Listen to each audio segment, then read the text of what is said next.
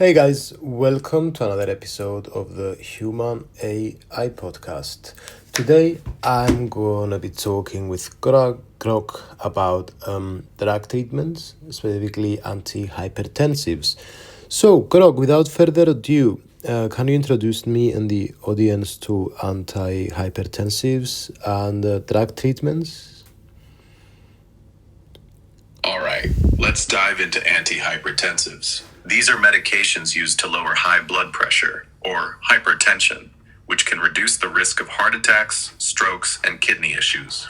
They work in different ways, like relaxing blood vessels, reducing blood volume, or slowing heart rate. Common classes include ACE inhibitors, beta blockers, diuretics, and calcium channel blockers.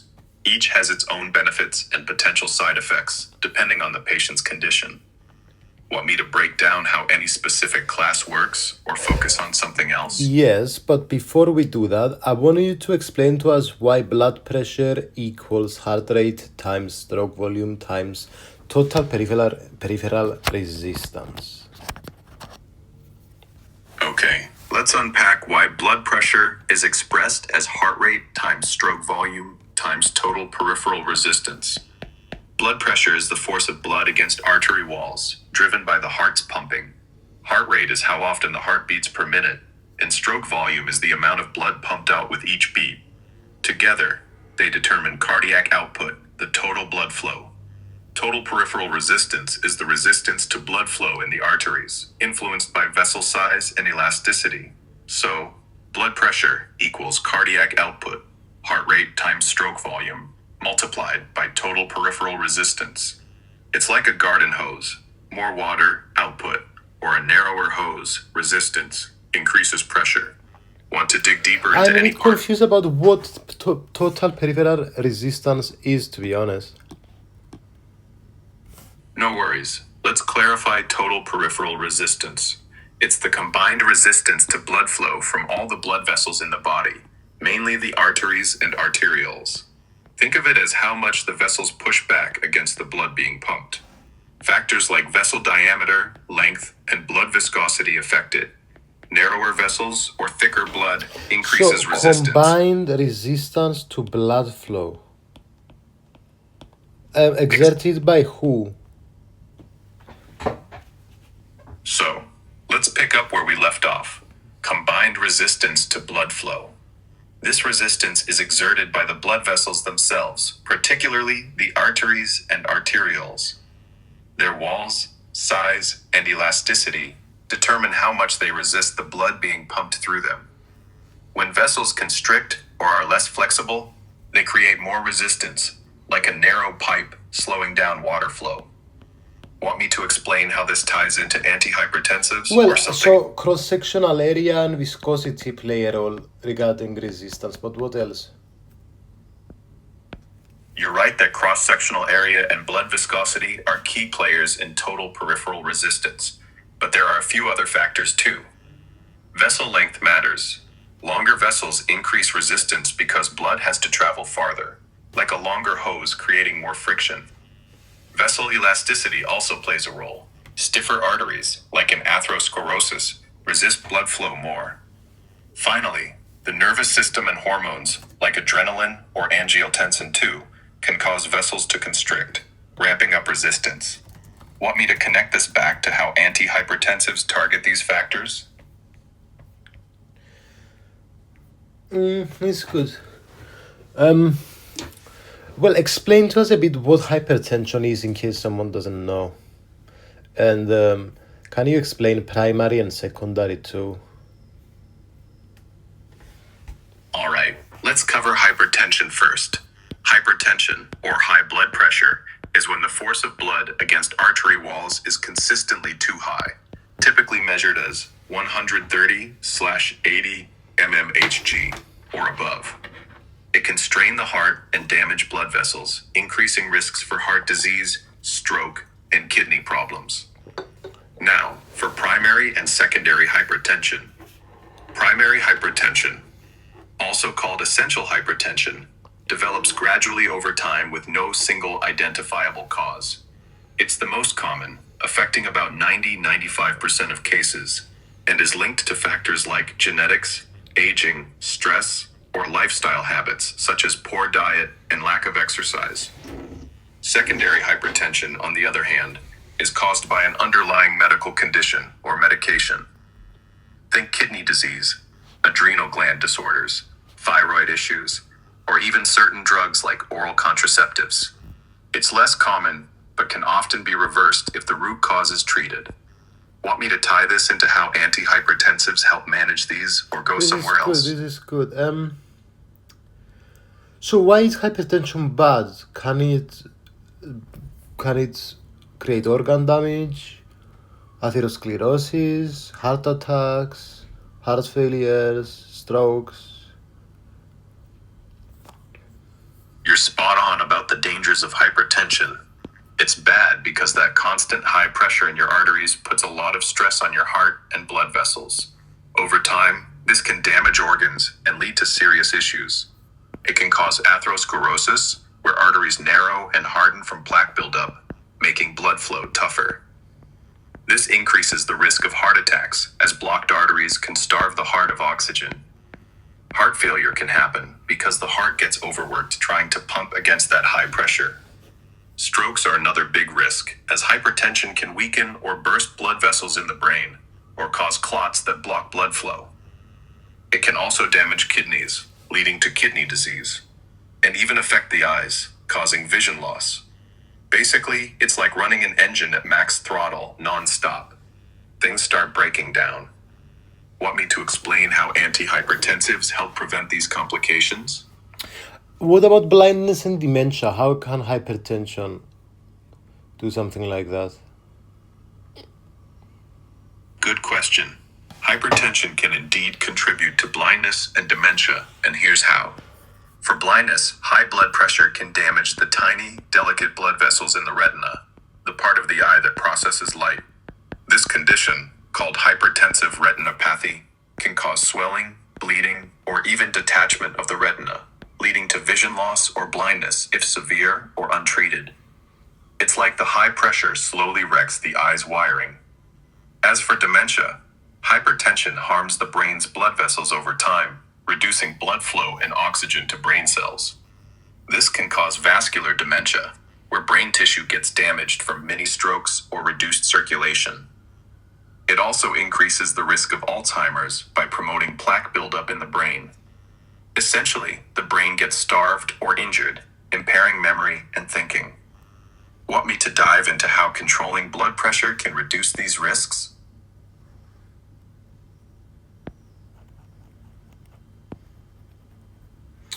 I want to ask about intrinsic and extrinsic regulation, if you could explain these terms and how they connect to cardiac output and total peripheral resistance. All right, let's tackle intrinsic and extrinsic regulation and how they tie to cardiac output and total peripheral resistance.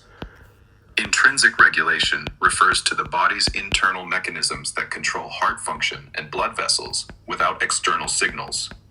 For the heart, this includes the Frank-Starling mechanism, where increased blood volume returning to the heart stretches it, leading to a stronger contraction and higher stroke volume, thus boosting cardiac output.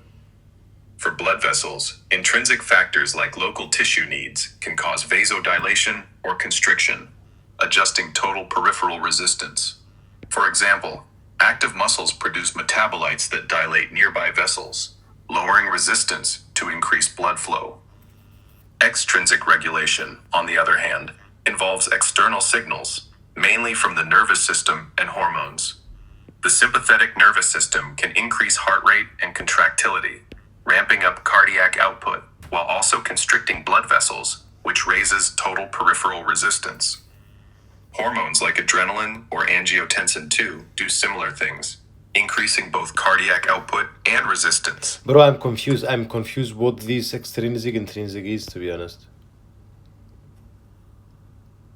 No problem, man. Let's clear it up. Intrinsic regulation is like the heart and blood vessels running their own show, adjusting to changes within the body without outside help.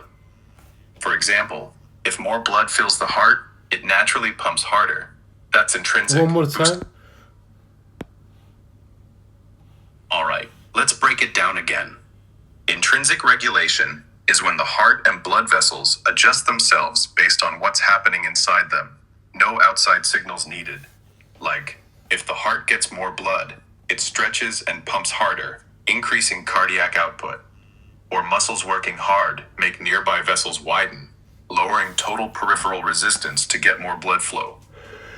Extrinsic regulation is when something outside, like the nervous system or hormones, tells the heart and vessels what to do. For instance, the sympathetic nervous system can speed up your heart rate, boosting cardiac output, or make So vessels tighten. intrinsic is basically the direct.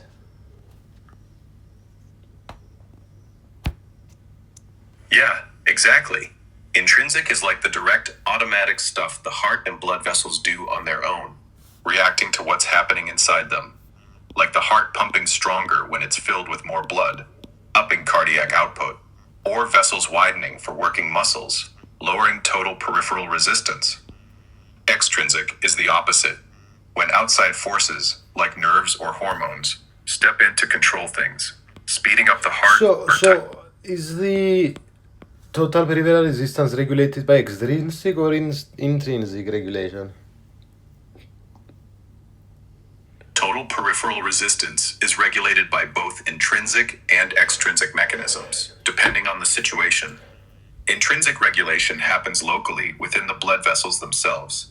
For example, when tissues like muscles need more blood during exercise, they release chemicals that cause nearby arterioles to dilate, reducing resistance and increasing blood flow. That's intrinsic, driven by the tissue's own needs.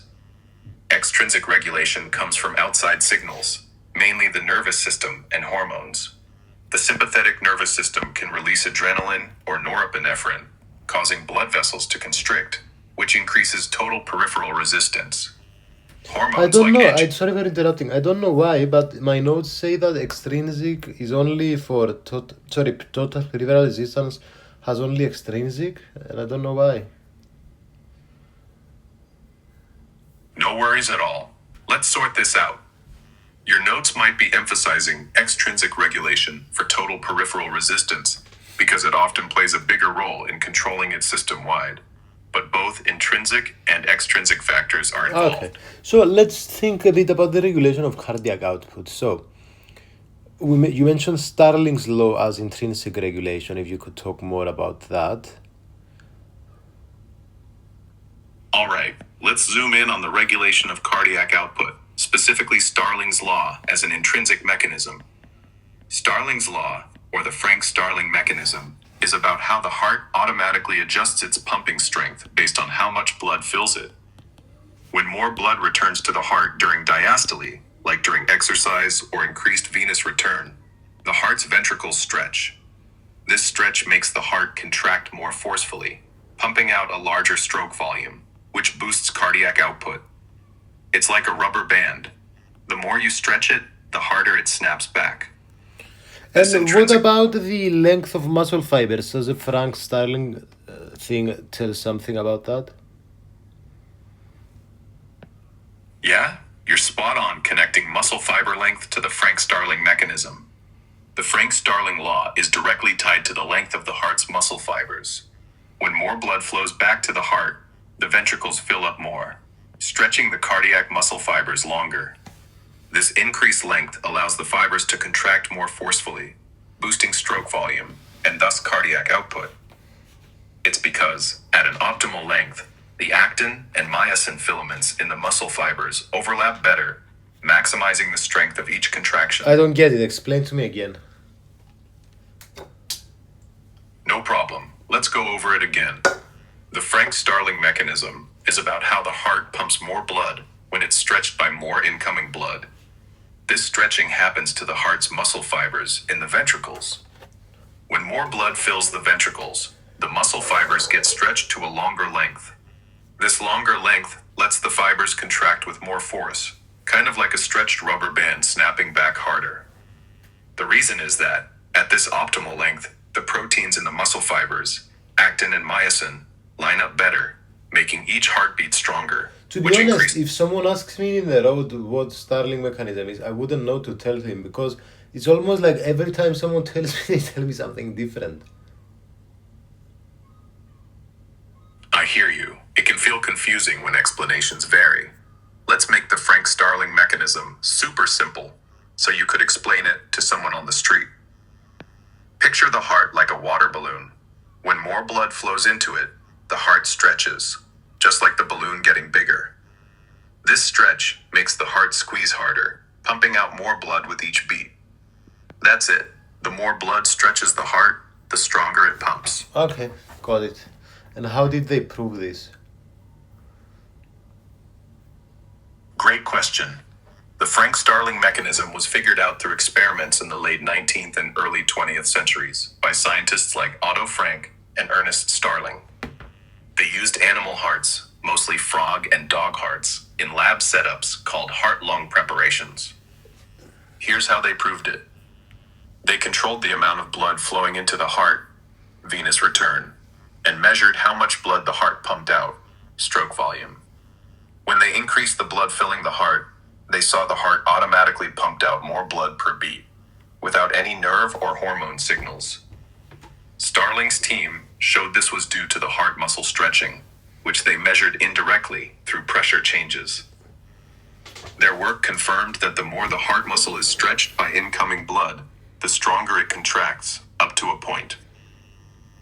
Want me to dive into any specific part of those experiments or connect it back to something else? I see, that makes sense. And so cardiac output is proportional to preload. So basically preload is the stretching of the ventricles before contraction. Exactly. You've got it. Cardiac output is indeed proportional to preload, and preload is the stretching of the ventricles before they contract. Preload is essentially the amount of blood filling the ventricles at the end of diastole, which stretches the heart muscle. According to the Frank Starling mechanism, the more the ventricles are stretched by this blood, higher preload, the stronger they contract, pumping out more blood per beat, which increases stroke volume and thus cardiac output. It's like loading a spring. The more you stretch it, the more force it releases. Want to explore how this ties into other factors like afterload or antihypertensives? I want to ask you about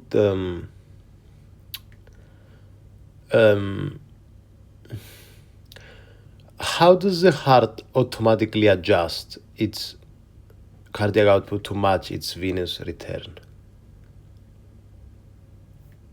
Great question.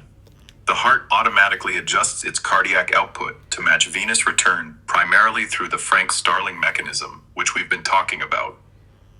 Venous return is the blood flowing back to the heart from the body. When more blood returns, the ventricles fill up more, stretching the heart muscle. This stretch increases the force of the heart's contraction, boosting stroke volume, the amount of blood pumped per beat. Since cardiac output is heart rate times stroke volume, this increased stroke volume raises cardiac output to match the higher venous return. It's like a self-regulating pump.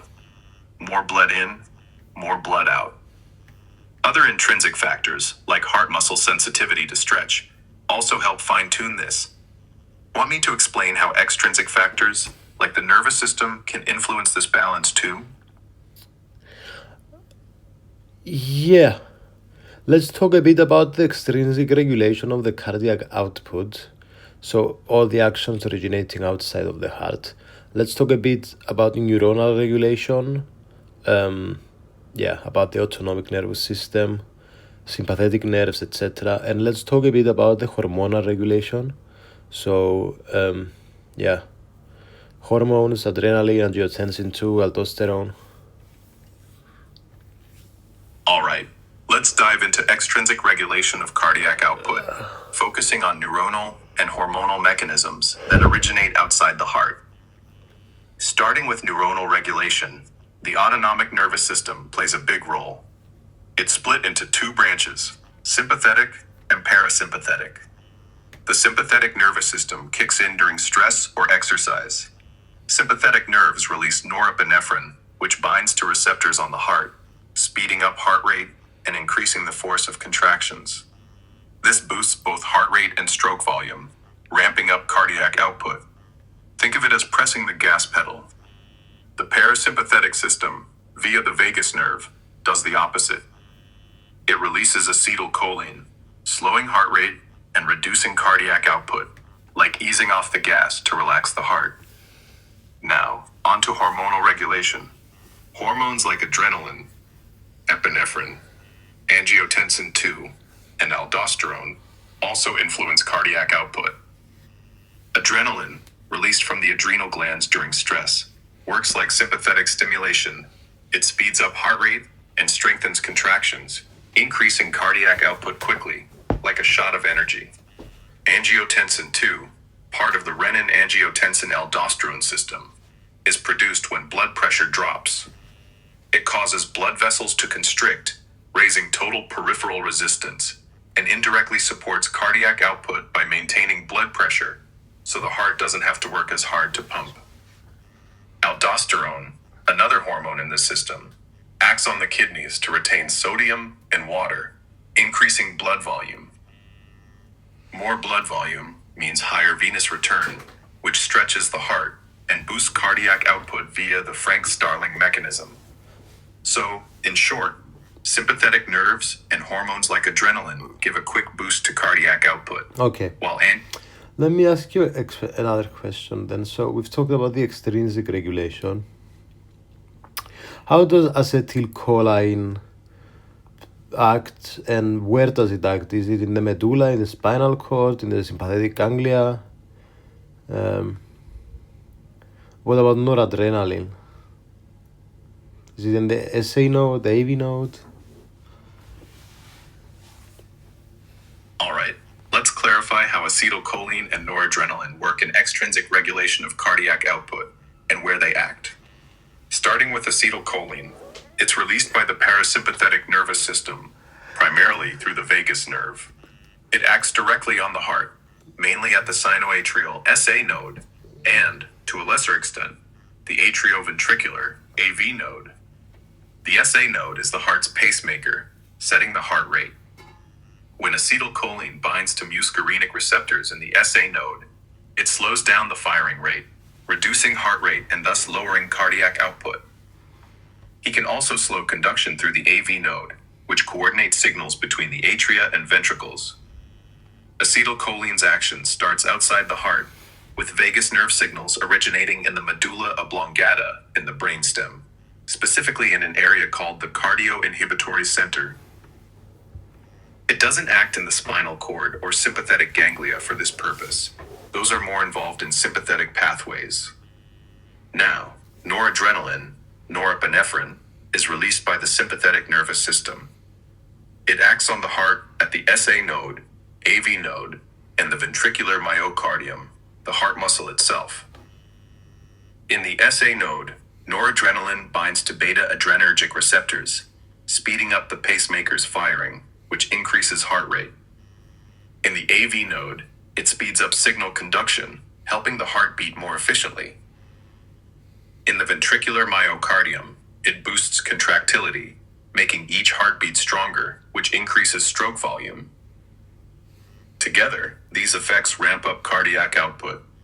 The sympathetic signals driving noradrenaline release start in the medulla oblongata 2, in the cardioacceleratory center, and travel through sympathetic nerves via the spinal cord, specifically the thoracic region, T1 to 5, to the heart.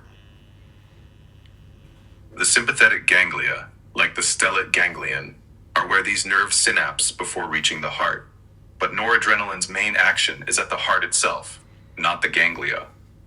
So, in summary, acetylcholine from the vagus nerve slows the heart via the SA and AV nodes, controlled by the medulla, while noradrenaline from sympathetic nerves speeds up the heart and strengthens contractions, acting on the SA node, AV node, and ventricles, with signals passing through the spinal cord and ganglia.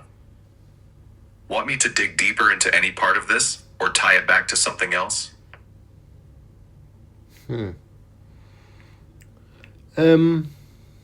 So Okay, let me make sure I've understood correctly.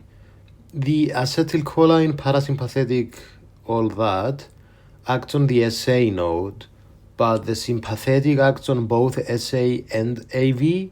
If I understand correctly, why is this the reason? You're on the right track, but let me clarify and explain why the parasympathetic and sympathetic systems act the way they do. Both the parasympathetic and sympathetic nervous systems influence the SA node and AV node, but their effects and emphasis differ, which might be where the confusion comes from. Let's break it down and address why this happens. The parasympathetic nervous system, via the vagus nerve releasing acetylcholine, primarily targets the SA node and has a weaker effect on the AV node. Acetylcholine binds to muscarinic. Yeah, don't stop. Cool. Let's keep going then. Since we were just talking about acetylcholine and noradrenaline You in were the context explaining to me if it's SA or AV. Please do it again in 2 sentences. Don't repeat what I say, just answer. acetylcholine from the vagus nerve slows heart rate by acting on the SA node and delays conduction in the AV node. Noradrenaline from sympathetic nerves speeds up heart rate at the SA node, accelerates AV node conduction. So they act both on the SA and the AV? Yep, exactly. Both acetylcholine and noradrenaline act on the SA node and AV node, but with Let's opposite. talk a bit about the extrinsic regulation of cardiac output. So what does acetylcholine do exactly then? Is this something to do with potassium? Tell us about the G protein subunits, GDP and GTP, and all of that.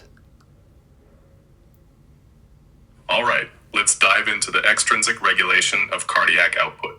Focusing on what acetylcholine does, its link to potassium, and the G protein mechanisms involved.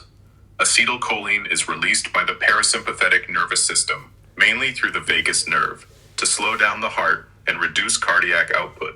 It acts primarily on the sinoatrial SA node, the heart's pacemaker, and to a lesser extent, the atrioventricular AV node. When acetylcholine binds to muscarinic receptors, specifically M2 receptors on these cells, it triggers a cascade that slows heart rate and delays conduction, lowering cardiac output. Now, how does this happen, and what's the deal with potassium? Acetylcholine's effect is tied to G proteins. Muscarinic M2 receptors are coupled to inhibitory G proteins, called GI. When acetylcholine binds, the G protein swaps out GDP, inactive, for GTP, active, causing the G protein to split into 2 subunits, GAI and GBT gamma. The GBT gamma subunit is the key player here. It directly activates potassium channels in the SA node cell membrane, called G protein coupled inwardly rectifying potassium, GIRK, channels. These channels open, letting potassium ions flow out of the cell. This hyperpolarizes the cell, making the membrane potential more negative and harder to reach the threshold needed to fire an action potential.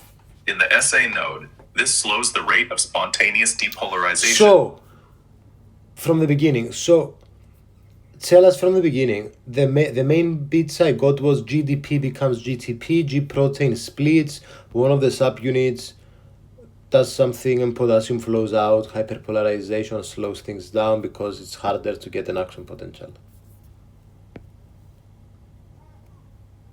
You've nailed the key points. Let's go from the top, keeping it clear and focused on how acetylcholine works in extrinsic regulation of cardiac output, hitting the main bits you mentioned. When the parasympathetic nervous system kicks in, the vagus nerve releases acetylcholine, which binds to muscarinic M2 receptors on the sinoatrial SA node, the heart's pacemaker, and to a lesser extent, the atrioventricular AV node. This binding slows heart rate, reducing cardiac output. Here's how it unfolds. The M2 receptor is linked to an inhibitory G protein, GI. When acetylcholine binds, the G protein gets activated by swapping GDP, inactive, for GTP, active. This causes the G protein to split into two subunits, GAI and GBT gamma. The GBT gamma subunit is the star here. It directly opens special potassium channels in the SA node's membrane, called G protein coupled, inwardly rectifying potassium, GIRK, channels. Potassium ions flow out through these channels, making the inside of the cell more negatively charged, a process called hyperpolarization. This hyperpolarization makes it harder for the SA node to reach the voltage needed to fire an action potential, slowing the rate of spontaneous depolarization. Slower firing means a lower heart rate, which cuts down cardiac output. That's the core of it. Okay, I'm going to ask you the same question now about noradrenaline. Also explain to us the difference of noradrenaline and adrenaline. And we have to get into the beta 1, beta 2 receptors, explain to us what's going on there, the calcium channels, yeah, and adrenergic and all of that. And then maybe talk to us about alpha 1 and alpha 2 receptors too, because I get confused.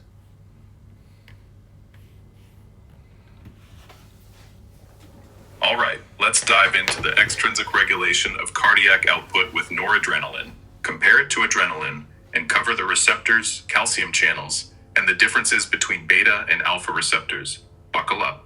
I'll keep it clear and structured. First, noradrenaline, norepinephrine, is released by sympathetic nerves to boost cardiac output. It acts on the heart, primarily at the sinoatrial SA node, atrioventricular AV node, and ventricular myocardium. Noradrenaline binds to beta-adrenergic receptors, specifically beta-1 receptors, which are the main players in the heart. This speeds up heart rate in the SA node, quickens conduction in the AV node, and increases contractility in the ventricles, raising both heart rate and stroke volume, thus increasing cardiac output. Now, how does this work at the molecular level like we did with acetylcholine? Beta-1 receptors are coupled to stimulatory G proteins, GS. When noradrenaline binds, the G protein swaps GDP for GTP, activating it and splitting it into GAS and GBT gamma subunits. The GAS subunit stimulates an enzyme called adenylate cyclase, which ramps up production of cyclic AMP, CAMP. CAMP activates protein kinase A, which does two key things. It phosphorylates proteins in the SA node to speed up pacemaker activity, increasing heart rate, and it phosphorylates L-type calcium channels in the ventricular myocardium. These calcium channels open more, letting more calcium ions flood into the heart cells during an action potential. More calcium means stronger contractions, boosting stroke volume. In short, noradrenaline revs up the heart by enhancing calcium signaling. Now, what's the difference between noradrenaline and adrenaline? Noradrenaline is mainly a neurotransmitter released by sympathetic nerve endings directly onto target tissues like the heart. Adrenaline, epinephrine, is a hormone released into the bloodstream by the adrenal glands, acting more broadly across the body. Both bind to the same receptors, beta-1, beta-2, alpha-1, alpha-2, but adrenaline's effects are more systemic, while noradrenalines are more localized to nerve-targeted tissues. In the heart, both primarily hit beta-1 receptors to boost cardiac output. Can you summarize? This is good stuff, but it's quite a bit. Can you summarize? Sure thing. Let's boil it down. Noradrenaline, released by sympathetic nerves, boosts cardiac output by binding to beta-1 receptors in the heart's SA node, AV node, and ventricles, speeding up heart rate and strengthening contractions. It activates G proteins, swapping GDP for GTP, increasing CAMP, which opens calcium channels, letting more calcium into heart cells for stronger beats. Adrenaline does similar things. Oh God, I'm confused. We have to break it down to steps, buddy.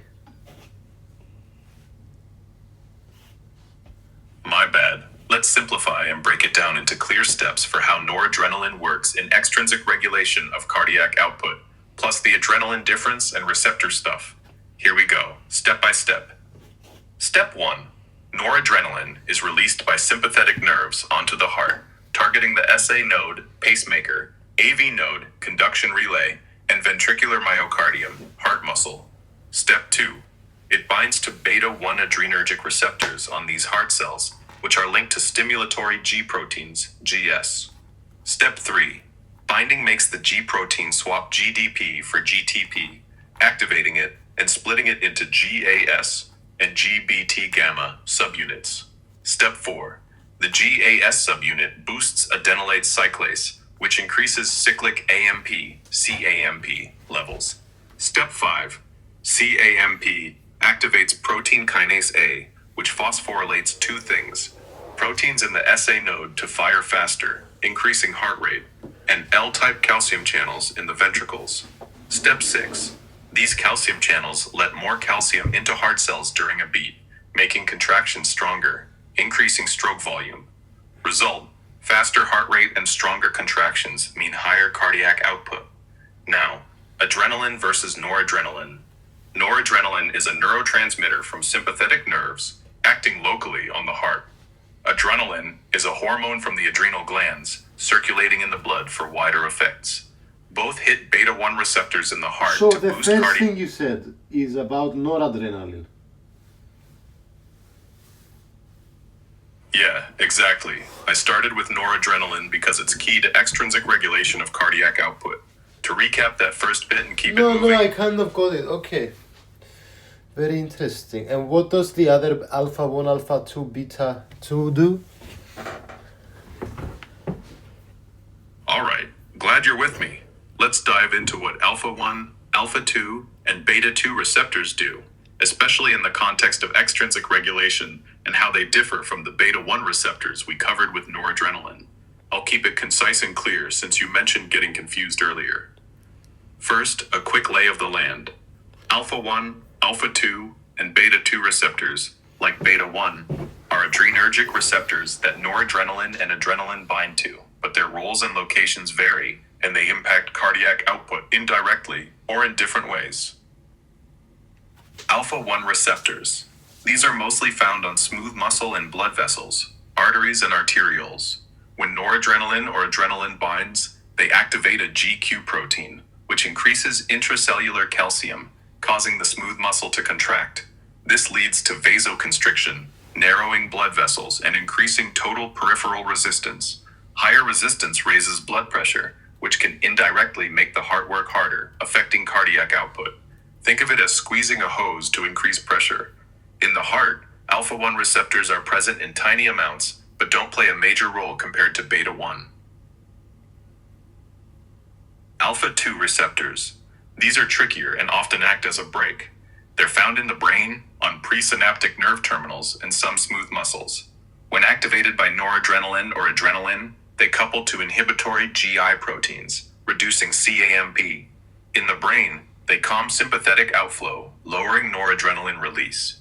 On blood vessels, they can cause mild vasoconstriction, but their main job is feedback inhibition to prevent overstimulation. They don't directly affect the heart, but can indirectly lower cardiac output by reducing sympathetic drive. Think of them as a dimmer switch for the sympathetic system. Beta 2 receptors. These are mostly in smooth muscle of blood vessels, especially in skeletal muscle and lungs, and the lungs' airways. When noradrenaline, less so, or adrenaline binds, they activate GS proteins, increasing CAMP, which relaxes smooth muscle. In blood vessels, this causes vasodilation, lowering total peripheral resistance, which can reduce blood pressure and make it easier for the heart to pump. Let's play it like a game. Just tell me a few words for alpha 1, few words for alpha 2, few words of beta 2. Alpha 1. Vasoconstriction, blood vessels, increases resistance. Alpha 2. Feedback inhibition, brain, reduces sympathetic drive. Beta 2. Vasodilation, blood vessels, lowers resistance. So beta 2 is the opposite of alpha 1. Yeah, exactly. Beta 2 receptors cause vasodilation, relaxing blood vessels and lowering total peripheral resistance, while alpha 1 receptors cause vasoconstriction, tightening blood vessels and increasing resistance. And alpha 1 and beta 2, do they do increase in heart rate or decrease?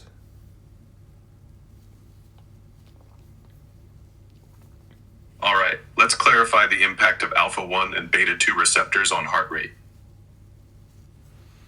Alpha 1 receptors are primarily on blood vessels, causing vasoconstriction, which increases total peripheral resistance and blood pressure. They don't directly act on the heart, so they don't significantly increase or decrease heart rate themselves. However, by raising blood pressure, they can indirectly trigger a reflex via the baroreceptors that might slightly slow heart rate. But this is minor and Yeah, not their but main. also when you do vasoconstriction, you change the flow, the blood flow, and the blood flow will have a different cardiac output, and cardiac output affects heart rate. You're right. Vasoconstriction can influence blood flow and indirectly affect cardiac output. But let's clarify how this ties to heart rate and alpha 1 and beta 2 receptors. Alpha 1 receptors cause vasoconstriction, which increases total peripheral resistance. This makes it harder for the heart to pump blood, potentially raising blood pressure. Cardiac output, heart rate times stroke volume, might not change much right away, but the increased resistance and pressure can trigger baroreceptors in the arteries. These sensors signal the brain to slightly slow heart rate via the parasympathetic system And to why balance. don't we call alpha 1, alpha 2, alpha 3, alpha 4, and we call them alpha 1, alpha 2, beta 1, beta 2? Great question. The naming of alpha 1, alpha 2, beta 1, and beta 2 receptors comes from how scientists classified adrenergic receptors based on their function and response to drugs, not just a sequential numbering like alpha 1 through 4. Here's the deal. Adrenergic receptors are activated by adrenaline and noradrenaline, and early researchers noticed different tissues responded differently to these chemicals. In the 1940s, Raymond Alquist divided them into two main groups based on their effects. Alpha receptors, causing excitatory responses like vasoconstriction, and beta receptors, causing excitatory or inhibitory responses like heart rate increase or vasodilation. Later, as research advanced, they found subtypes within each group. Alpha receptors were split into alpha 1 and alpha 2 based on their distinct locations, signaling mechanisms. Alpha 1 uses GQ proteins, alpha 2 uses GI, and drug responses, e.g., alpha 1 is more sensitive to prazosin, alpha 2 to clonidine. Beta receptors were similarly divided into beta 1 and beta 2, and later beta 3 based on their locations and effects. Beta 1 in the heart for heart rate and contractility, beta 2 in blood Yeah, but vessels. why have an alpha and a beta? Why are not all of them being alpha? Good point. It can seem confusing why we have alpha and beta receptors instead of just calling them all alpha or something else. It comes down to how scientists discovered and grouped them based on their different responses to adrenaline and noradrenaline. Back in the 1940s, researcher Raymond Alquist studied how tissues like blood vessels and the heart reacted to these chemicals. He noticed two distinct patterns. Some tissues, like blood vessels, constricted, an excitatory effect, while others, like the heart, sped up or relaxed, excitatory or inhibitory effects. He proposed two receptor types, alpha for the constricting, excitatory effects like vasoconstriction, and beta for effects like increased heart rate or vasodilation. The alpha and beta labels stuck because they reflected these functional differences, and later research confirmed they have different signaling pathways. Alpha 1 uses GQ proteins, alpha 2 uses GI, beta uses GS. Calling them all alpha would have ignored these unique roles and mechanisms. It's like sorting animals into mammals and birds. You need different names for different traits. I don't get it. Tell me again. No worries. Let's simplify why we have alpha and beta receptors instead of just calling them all alpha.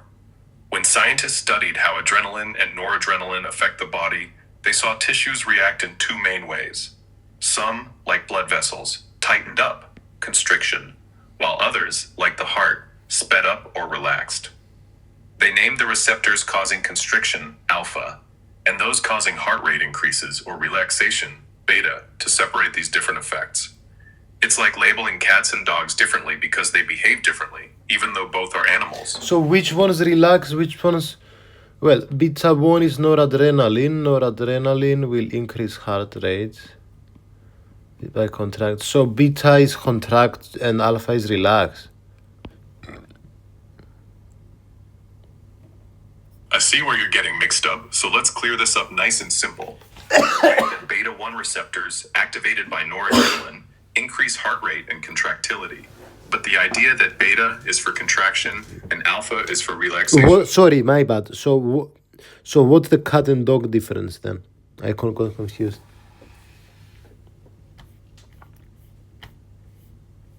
No problem. Let's backtrack and clarify the cat and dog analogy for why we have alpha and beta receptors.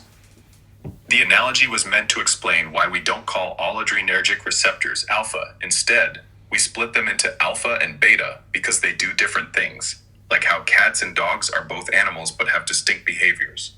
Alpha receptors, like alpha 1, typically cause excitatory effects such as vasoconstriction, tightening blood vessels to increase blood pressure or resistance. Alpha 2, on the other hand, often inhibits, like reducing sympathetic activity. Beta receptors, like beta 1, drive excitation in the heart, increasing heart rate and contractility, while beta 2 causes relaxation, like vasodilation in blood vessels or bronchodilation in lungs.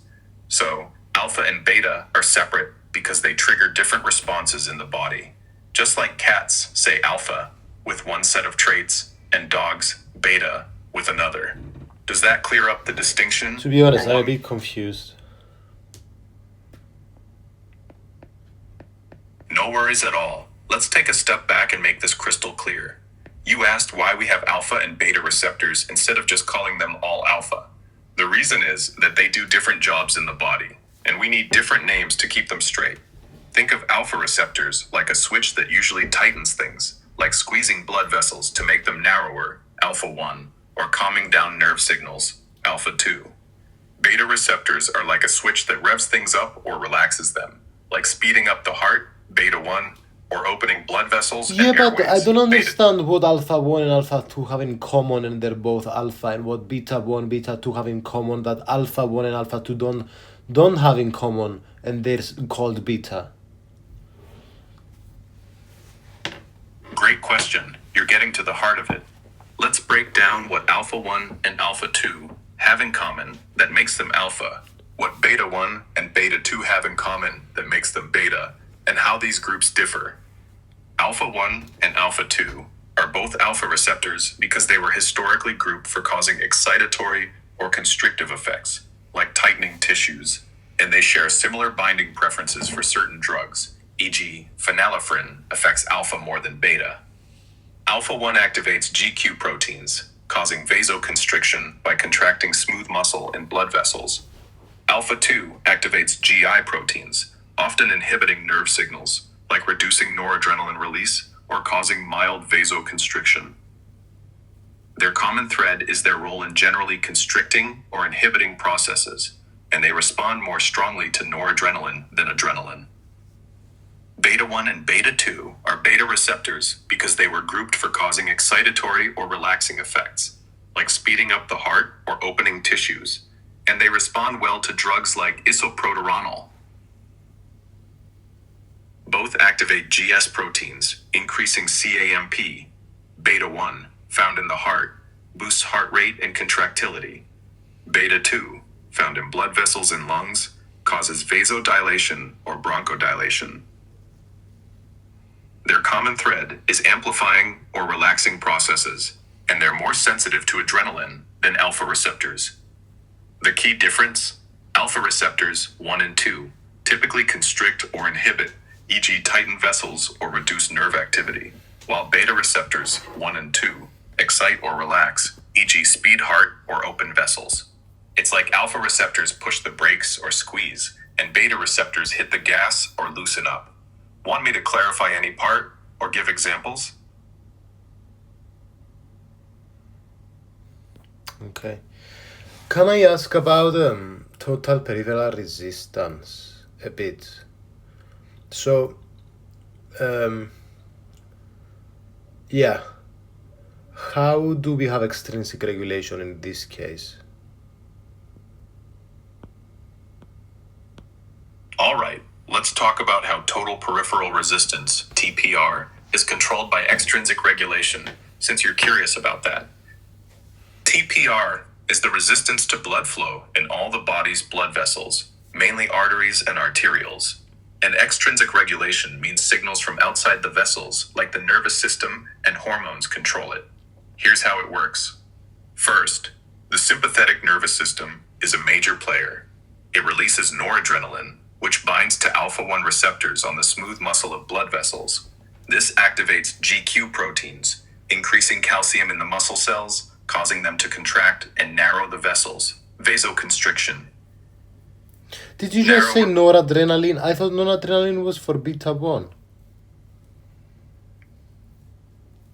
Good catch. Let's clear that up. You're right to question because noradrenaline does act on beta 1 receptors in the heart to increase heart rate and contractility. But it also acts on alpha 1 receptors in blood vessels for extrinsic regulation of total peripheral resistance, TPR. Why is blood vessels extrinsic? Isn't it part of the heart, kind of? I see where you're getting tripped up, so let's clarify. You're asking if the blood vessels involved in extrinsic regulation of total peripheral resistance, TPR, are part of the heart, since we talked about noradrenaline acting on both heart beta 1 and blood vessels alpha 1.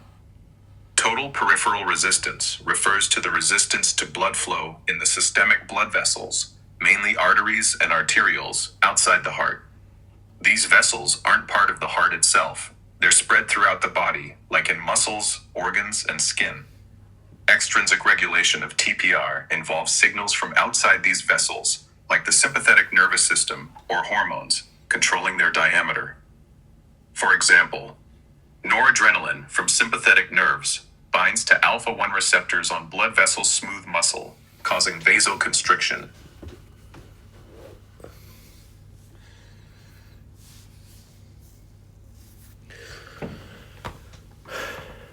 Alrighty, let's continue and talk a bit about the extrinsic regulation of total peripheral resistance, shall we?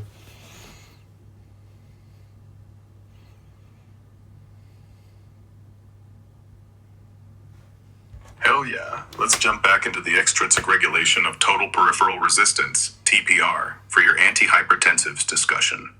TPR is the resistance to blood flow in the body's arteries and arterioles. And extrinsic regulation comes from outside signals like the nervous system and hormones. The sympathetic nervous system releases noradrenaline, which hits alpha 1 receptors on blood vessel smooth muscle, triggering GQ proteins to increase calcium, causing vasoconstriction and raising TPR. Hormones like angiotensin II also constrict vessels via similar mechanisms, boosting TPR, while adrenaline can hit beta 2 receptors to dilate some vessels, lowering TPR in specific tissues. So alpha 1 is constriction, beta 2 is dilation, and what about alpha 2?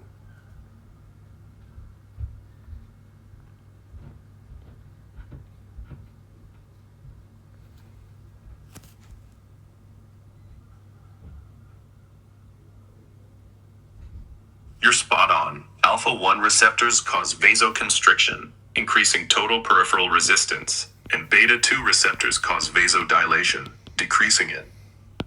Alpha 2 receptors, when activated by noradrenaline or adrenaline, typically cause mild vasoconstriction in some blood vessels, like alpha 1, by inhibiting CAMP via GI proteins. But their main role is in the brain and presynaptic nerve terminals, where they reduce sympathetic outflow, indirectly lowering TPR by calming the nervous system's drive. Want to explore how this ties so into alpha 2 inhibits CAMP. All right, let's clarify what it means for alpha 2 receptors to inhibit CAMP and how this relates to extrinsic regulation of total peripheral resistance.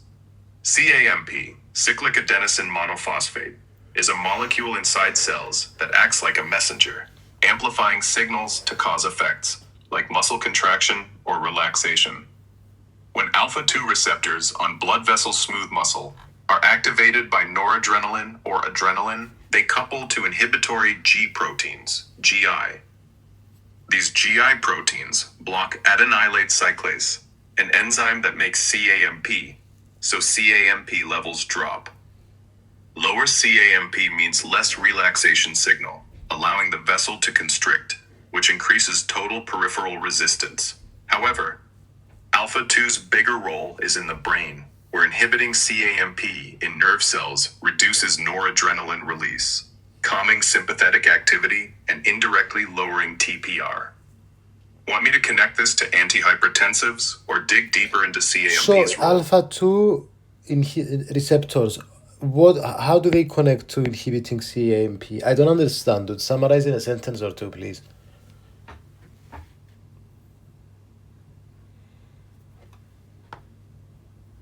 Alpha 2 receptors, when activated, use GI proteins to inhibit adenylate cyclase, reducing CAMP levels, which promotes vasoconstriction in blood vessels or reduces sympathetic nerve activity in the brain. Okay, for the last time now, I'm going to ask you, why are alpha different than beta if you can answer in a sentence?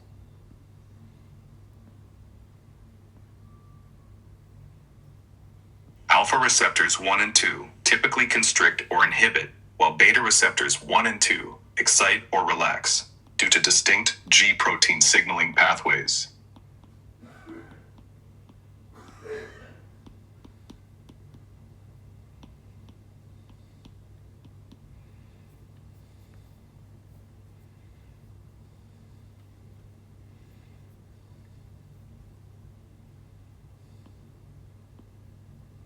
And they're all part of the sympathetic.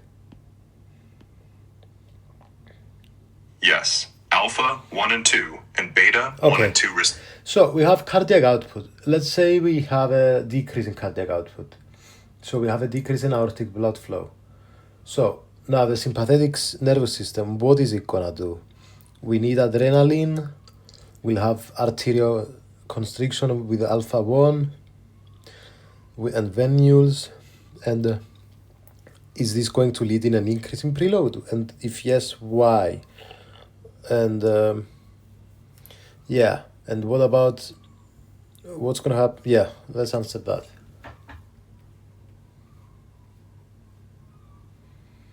All right, let's break this down clearly.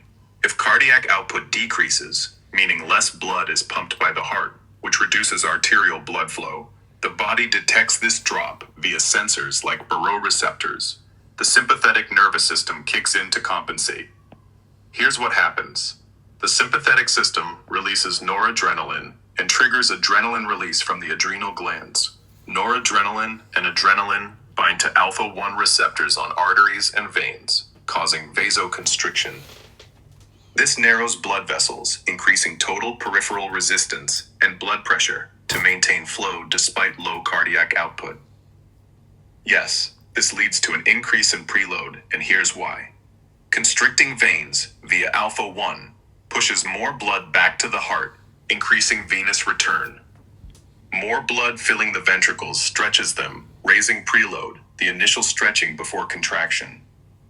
Per the Frank-Starling mechanism, this increased preload helps the heart pump more forcefully, boosting stroke volume and trying to restore cardiac output.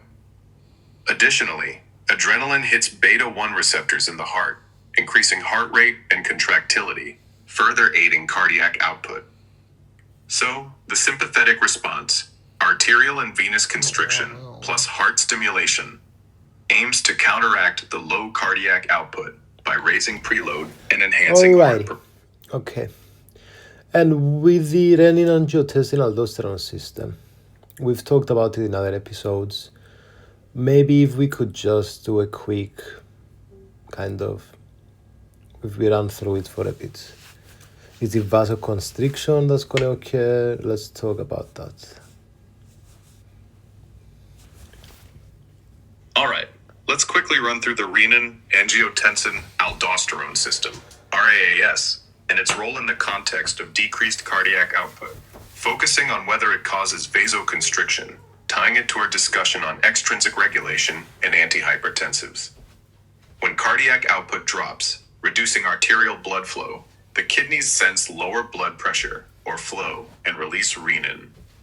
Renin converts angiotensin agent from the liver into angiotensin 1, which is then turned into angiotensin 2 by an enzyme, ACE-A, in the lungs.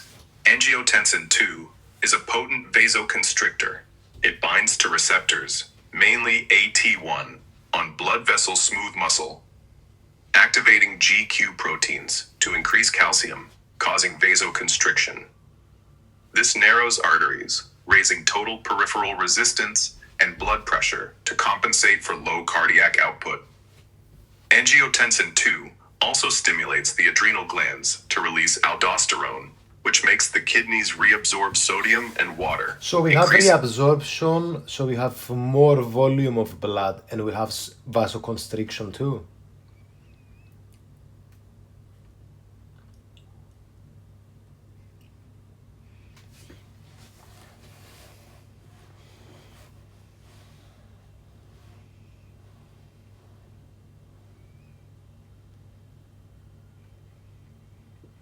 Exactly. The renin-angiotensin-aldosterone system causes vasoconstriction via angiotensin II, narrowing blood vessels to increase total peripheral resistance, and aldosterone-driven reabsorption of sodium and water, which increases blood volume. This combo raises blood pressure and venous return, boosting preload to help restore cardiac output. Want to connect this to antihypertensives? Tell me again the answer, sorry. Why we want constriction? No problem. Let's clarify why vasoconstriction happens in the renin-angiotensin-aldosterone system, RAAS, when cardiac output drops. Vasoconstriction, triggered by angiotensin II, narrows blood vessels to increase total peripheral resistance, which raises blood pressure to ensure vital organs get enough blood flow despite the low cardiac output. It's like squeezing a hose to force more water through when the pump's weak. Want me to link this to preload or antihypertensives? Yeah, let's do it. All right, let's connect vasoconstriction in the renin-angiotensin-aldosterone system, RAAS, to preload, and then tie it to antihypertensives, continuing from where we left off. When cardiac output drops, the RAAS kicks in, and angiotensin II causes vasoconstriction, narrowing arteries and veins to boost total peripheral resistance and blood pressure. This vasoconstriction, especially in veins, also increases venous return by pushing more blood back to the heart. More blood filling the ventricles raises preload, the stretch of the heart muscle before it contracts. Per the Frank-Starling mechanism, higher But preload why do we need the constriction? Isn't the volume enough? The volume increase? Good question. You're wondering why we need vasoconstriction from the RAAS when the increased blood volume from aldosterone sodium and water reabsorption seems like it could do the job to fix low cardiac output. While increased blood volume from aldosterone does boost preload by filling the heart more, helping it pump harder via the Frank-Starling mechanism, it's not always enough on its own. Vasoconstriction, caused by angiotensin II, is critical because it narrows arteries and veins, immediately raising total peripheral resistance and blood pressure. This ensures vital organs like the brain But how and does heart. vasoconstriction occur exactly? Also, how does the sympathetic nerve activity occur from angiotensin II? Something to do with calcium and potassium channels in the yeah. All right, let's dive into how vasoconstriction occurs with angiotensin II and how it influences sympathetic nerve activity, including the role of calcium and potassium channels, keeping it clear and tied to our discussion on extrinsic regulation of total peripheral resistance. First, how does angiotensin II cause vasoconstriction? Angiotensin II binds to AT1 receptors, GQ coupled, on vascular smooth muscle cells in arteries and veins. This activates GQ proteins, which stimulate phospholipase C, producing IP3. IP3 triggers the release of calcium from the sarcoplasmic reticulum inside the cell. The increased calcium binds to calmodulin, activating myosin light chain kinase, which causes the smooth muscle to contract, narrowing the vessel and increasing total peripheral resistance. Calcium is the key driver here, enabling muscle contraction. Potassium channels play a secondary role. Angiotensin II can inhibit potassium channels, depolarizing the cell membrane, which opens voltage-gated calcium channels, letting more calcium in to enhance constriction. Now, how does angiotensin II affect sympathetic nerve activity? Angiotensin II doesn't directly release noradrenaline like sympathetic nerves, but it amplifies sympathetic activity by acting on AT1 receptors in the brain, e.g. in the medulla, and on presynaptic sympathetic nerve terminals. In the brain, it stimulates sympathetic outflow, increasing noradrenaline release. At nerve terminals, it enhances noradrenaline release by modulating calcium channels, letting more calcium into neurons during action potentials, which boosts neurotransmitter release. This ramps up sympathetic effects like vasoconstriction via alpha-1 receptors. Want me to connect this to antihypertensives or clarify the channel mechanisms further? Please do.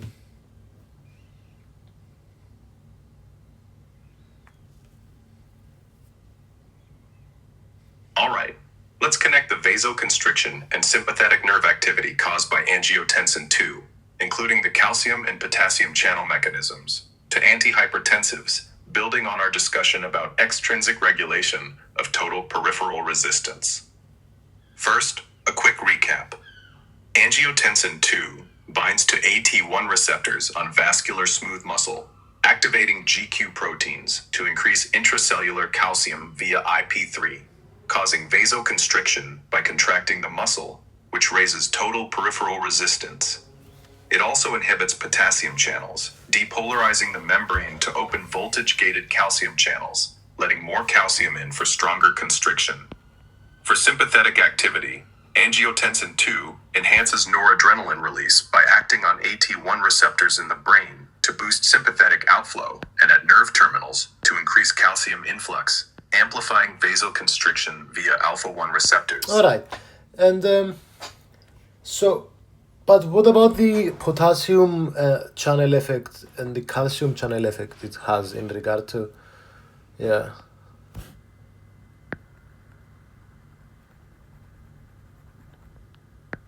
Alright, let's zoom in on how angiotensin II affects potassium and calcium channels to cause vasoconstriction and boost sympathetic activity. Keeping it concise since we're diving deep into these mechanisms. In vascular smooth muscle, angiotensin II binds to AT1 receptors, activating GQ proteins to release calcium via IP3, which drives vasoconstriction. It also inhibits potassium channels, like voltage-gated or inwardly rectifying ones, reducing potassium outflow. This depolarizes the cell membrane, opening voltage-gated calcium channels, allowing more calcium to enter, enhancing muscle contraction and increasing total peripheral resistance. For sympathetic nerve activity, angiotensin II acts on AT1 receptors at presynaptic nerve terminals, increasing calcium influx through voltage-gated calcium channels during action potentials, which boosts noradrenaline release, amplifying vasoconstriction via alpha-1 receptors. Potassium channels play a lesser role here, but their inhibition can further depolarize neurons, supporting calcium entry. Want to tie this specifically to antihypertensives? So they want to make it more positive, so it has action potential.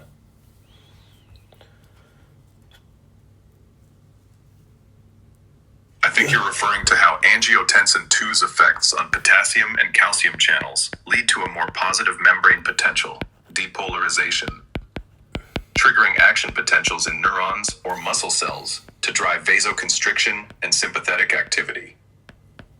Let's clarify this briefly and connect it to our discussion. When angiotensin II inhibits potassium channels in vascular smooth muscle, potassium can't leave the cell as easily, making the membrane potential less negative, more positive.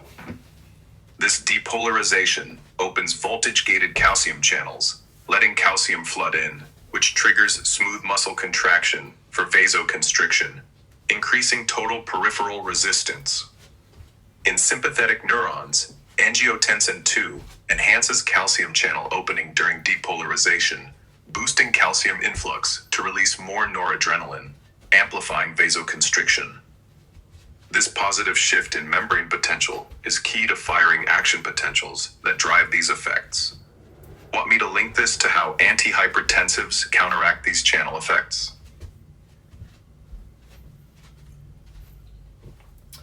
Yes, please explain, because I'm a bit confused in one or two sentences, and then I want us to talk about atrial natriuretic peptide.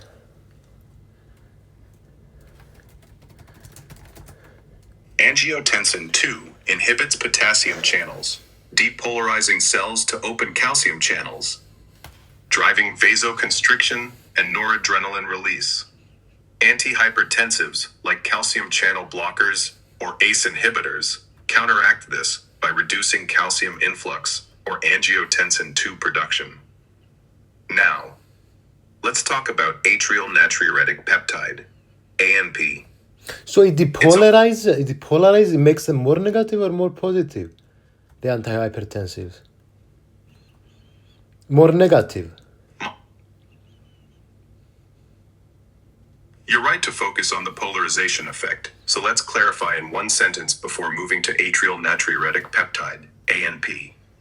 Antihypertensives, like calcium channel blockers, make the membrane potential more negative, hyperpolarizing, by reducing calcium influx, countering angiotensin II's depolarizing effect, which relaxes vessels and lowers total peripheral resistance. So angiotensin II has a depolarizing. Why does it have a depolarizing? That means making it more positive or negative? More positive. Yes, exactly. Angiotensin II has a depolarizing effect, meaning it makes the membrane potential more positive. It does this by inhibiting potassium channels, reducing potassium outflow, which lowers the negative charge inside vascular smooth muscle or neurons, triggering calcium channel opening for vasoconstriction or noradrenaline release. Okay. Now, Okay, let's talk a bit about atrial natriuretic peptide then. all right, let's dive into atrial natriuretic peptide, ANP, and its role in regulating total peripheral resistance and blood pressure. Tying it to our discussion on antihypertensives and extrinsic regulation. ANP is a hormone released by the heart's atria when they're stretched, like during high blood volume or pressure, e.g., from increased preload or vasoconstriction. It acts as a counterbalance to systems like RAAS and sympathetic activity. ANP promotes vasodilation by relaxing vascular smooth muscle, reducing total peripheral resistance, and lowers blood volume by increasing sodium and water excretion in the kidneys.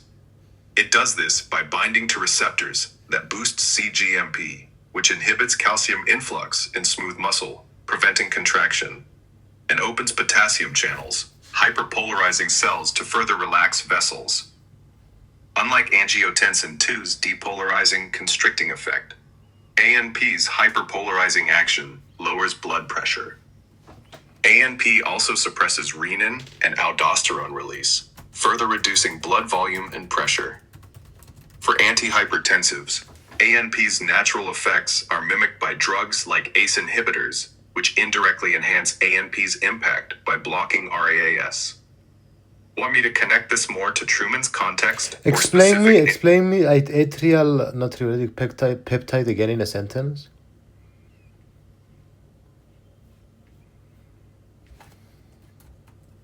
Atrial natriuretic peptide, ANP, released by stretched heart atria, promotes vasodilation and reduces blood volume by Yeah, why do you stop?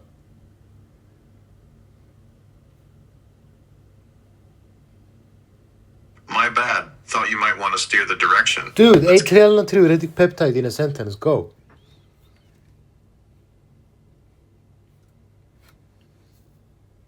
Atrial natriuretic peptide relaxes vessels and reduces blood volume, lowering blood pressure.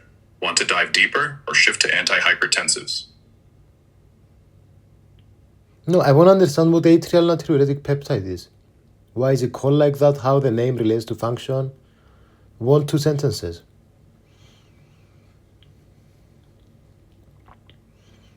Atrial natriuretic peptide, ANP, is a hormone from heart atria that promotes sodium excretion and vasodilation. Its name reflects its origin, atria, and function, natriuretic, sodium excretion, peptide, small protein. Want to explore its role in blood pressure regulation further? I don't get it.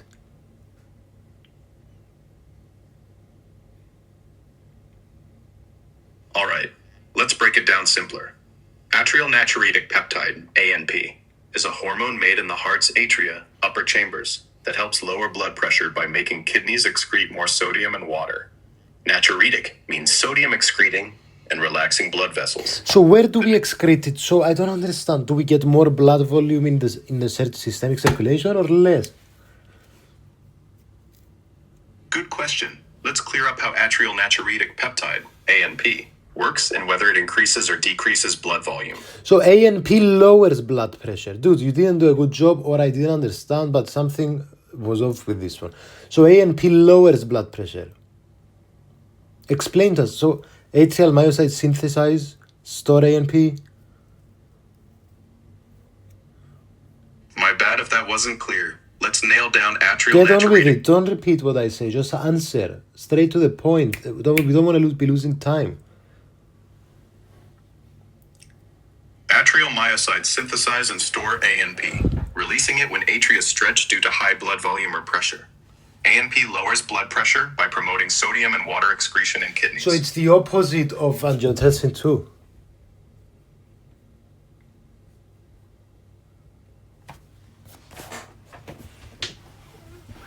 Yes, ANP is essentially the opposite of angiotensin 2. While angiotensin 2 causes vasoconstriction, increases total peripheral resistance, and boosts blood volume via aldosterone, ANP promotes vasodilation, reduces total peripheral resistance, Got it. and Okay, let's talk a bit about different antihypertensives now. So we've kind of mentioned ACE inhibitors. So ACE inhibitors, we have angiotensin converting enzyme, so they don't allow angiotensin 1 to become angiotensin 2. And so they have the pril suffix. This is kind of how we remember them. Ramipril, enanlapril, captopril.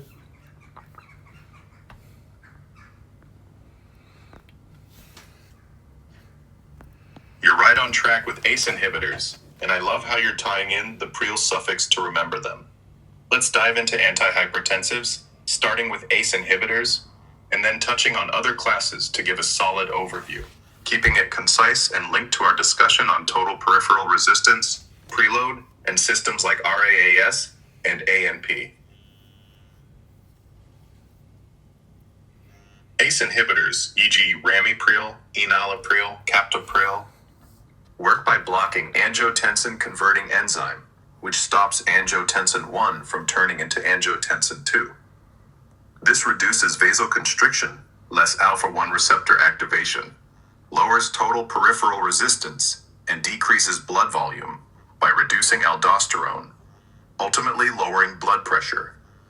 They also indirectly enhance ANP's effects by reducing RAAS activity, promoting vasodilation.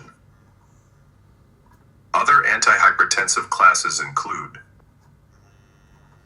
beta blockers. Yeah, we're going to go through the other ones, of course. But I want to talk a bit more about ACE inhibitors first.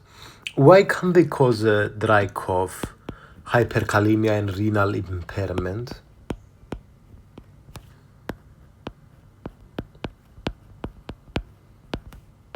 ACE inhibitors, e.g. And also explain us why they might cause first dose hypotension too. All right, let's dive into why ACE inhibitors, e.g. ramipril. Get on with it, dude. I've told you 1,000 times. Please don't repeat what I say. Just answer. ACE inhibitors cause dry cough by increasing bradykinin, which irritates airways. Hyperkalemia and renal impairment occur because reduced angiotensin 2 lowers aldosterone. Increasing potassium retention and decreased kidney perfusion can impair function. First dose hypotension happens because blocking angiotensin II suddenly reduces vascular tone and blood pressure, especially in volume depleted patients. Want to dig deeper into these? Okay, I don't understand. So we lower aldosterone. Aldosterone usually absorbs the volume to the systemic circulation. So why we have hyperkalemia? Aldosterone normally promotes sodium reabsorption and potassium excretion in the kidneys. When ACE inhibitors reduce angiotensin II, which lowers aldosterone, But why does aldosterone promote potassium excretion? aldosterone promotes potassium excretion by stimulating the kidney's distal tubules and collecting ducts to reabsorb sodium and secrete potassium into the urine. But why is potassium less good than sodium, and we choose to remove that in terms of blood pressure? It's not that potassium is less good than sodium. They have different roles in the body, and aldosterone's effect on them is about balancing electrolytes and blood pressure. Yeah, but why doesn't aldosterone promote potassium reabsorption and excrete sodium instead? Great question. Aldosterone promotes sodium reabsorption and potassium excretion, rather than the reverse, because this mechanism evolved to maintain blood volume, blood pressure, and electrolyte balance critical for survival. Here's why in 2 sentences. Sodium reabsorption by aldosterone increases water retention, raising blood volume and pressure to ensure organ perfusion, while potassium excretion prevents dangerously high potassium levels, which can disrupt. Brother, I don't get the reason. Wait, sorry, I know I'm interrupting all the time, but dude, I ask you something very specific. Answer to me in a sentence or two, if possible.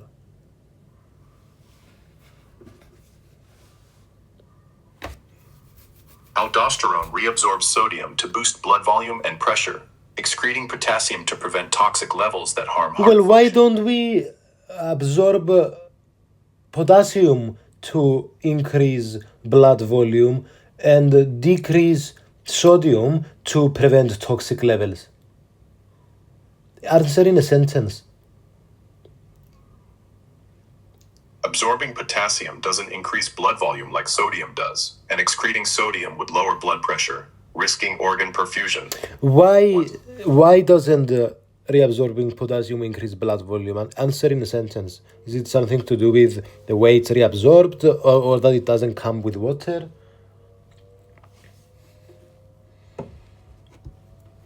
Reabsorbing potassium doesn't significantly increase blood volume because it doesn't drive water reabsorption like sodium does via osmotic gradients. Want to dive into the mechanism or link to ACE so it's not through osmotic gradient. Well, we've hit the nail on the head. This is the reason. But so instead of osmotic gradients, what it does?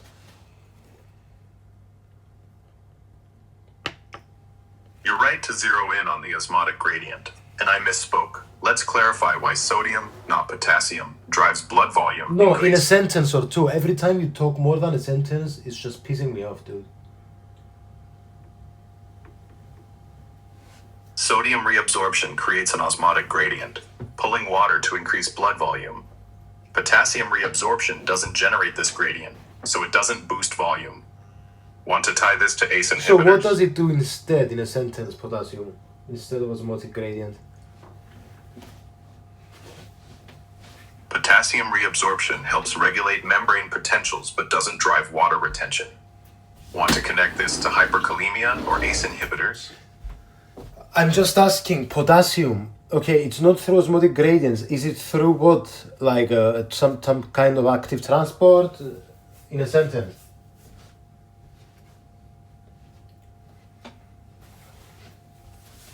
Potassium reabsorption occurs via active transport and diffusion, not osmotic. Okay. Alright. Sounds good. And explain first dose hypotension in a sentence, and in another sentence explain why we have increase in bradykinin, which will cause dry cough.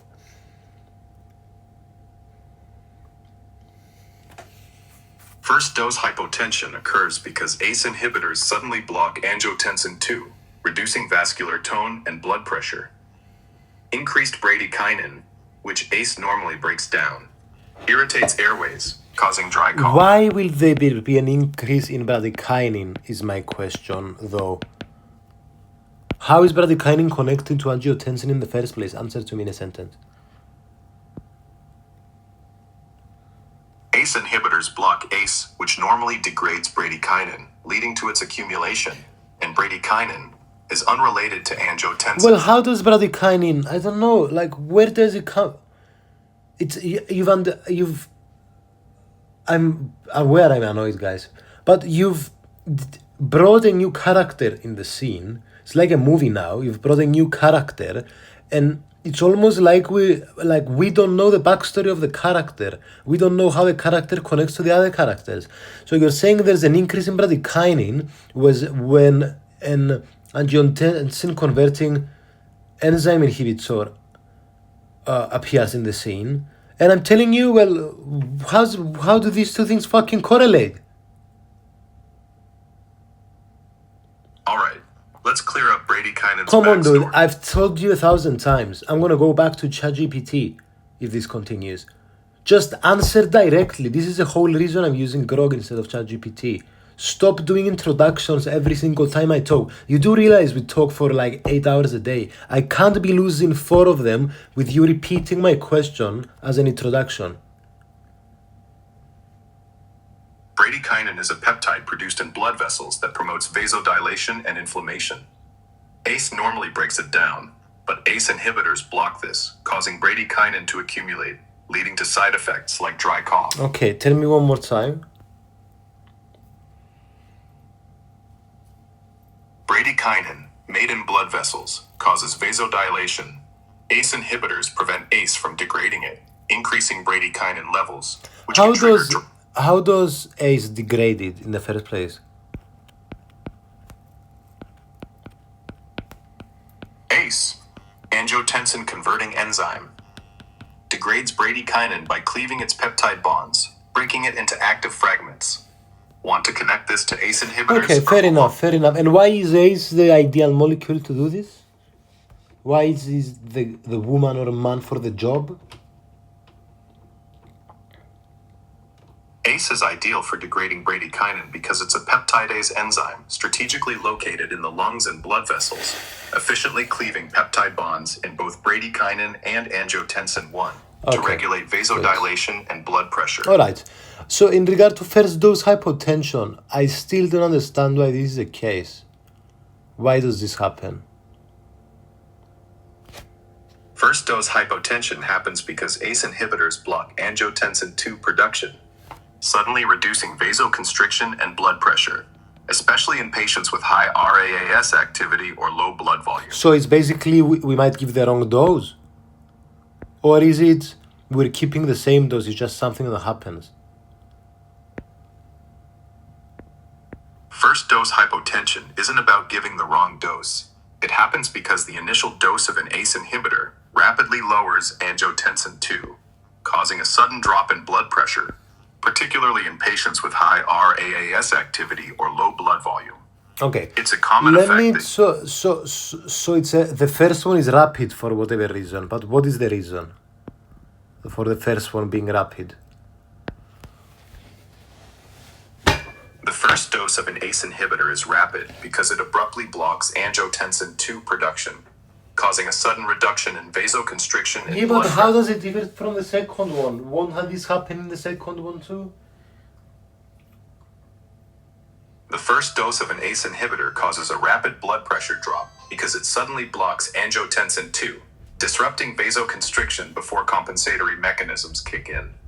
By the second dose, the body starts adjusting, e.g., via feedback loops or reduced RAAS sensitivity. So the hypotensive Yeah, but effect how is- does the reduced sensitivity occur?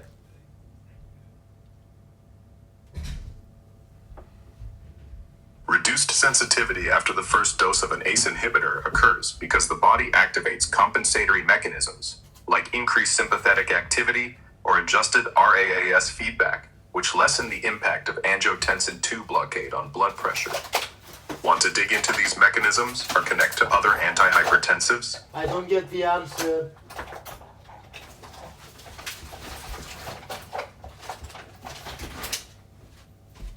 Sorry, guys. I don't get the answer. Tell me it again.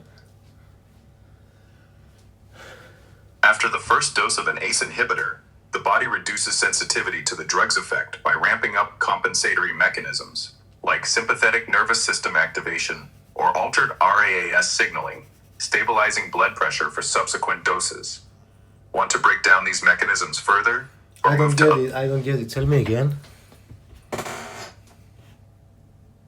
The body adapts to the first ACE inhibitor dose by boosting sympathetic activity and tweaking RAAS feedback, reducing the blood pressure drop for later doses.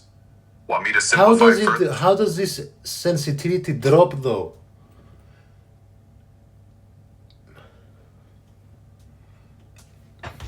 The sensitivity to ACE inhibitors drops after the first dose because the body upregulates compensatory mechanisms, like increased noradrenaline release from sympathetic nerves and adjusted RAAS hormone. Okay. Fair enough. But how does it know that this is what it should do? To desensitize.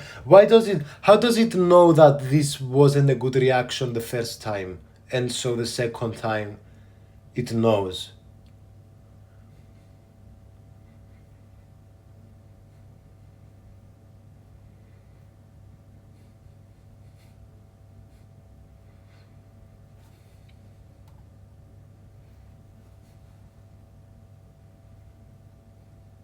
Huh?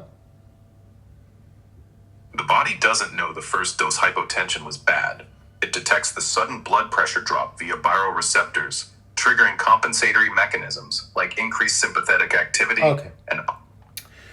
and what's kininogen and kallikrein?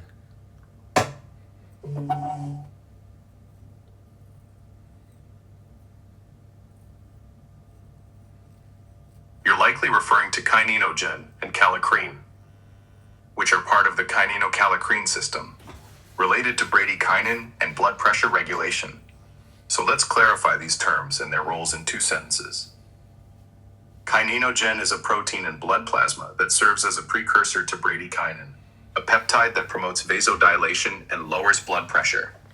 Kallikrein is an enzyme that cleaves kininogen to produce bradykinin. In the context of ACE inhibitors, kallikrein activity increases bradykinin levels, since ACE normally degrades it, contributing to vasodilation but also side effects like dry cough.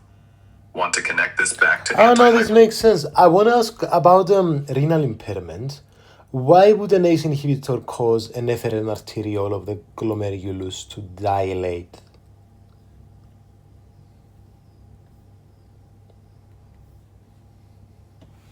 ACE inhibitors cause the efferent arteriole of the glomerulus to dilate because they block angiotensin II, which normally constricts the efferent arteriole. Without this constriction, the arteriole relaxes, reducing... That makes sense. But wouldn't it also dilate the afferent arteriole so it would be equal?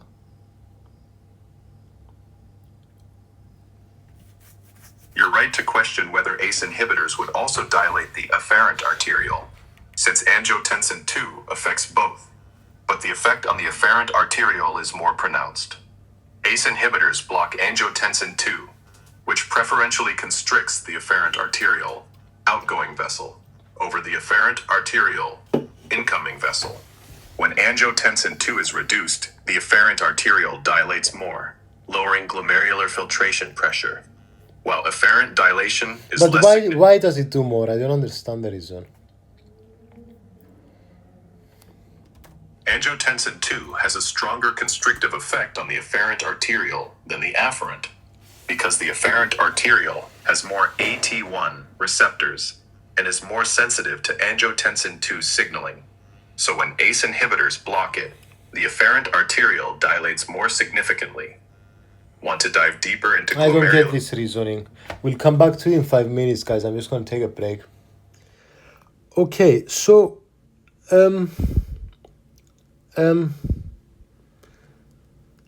So let's talk a bit more about what's it called?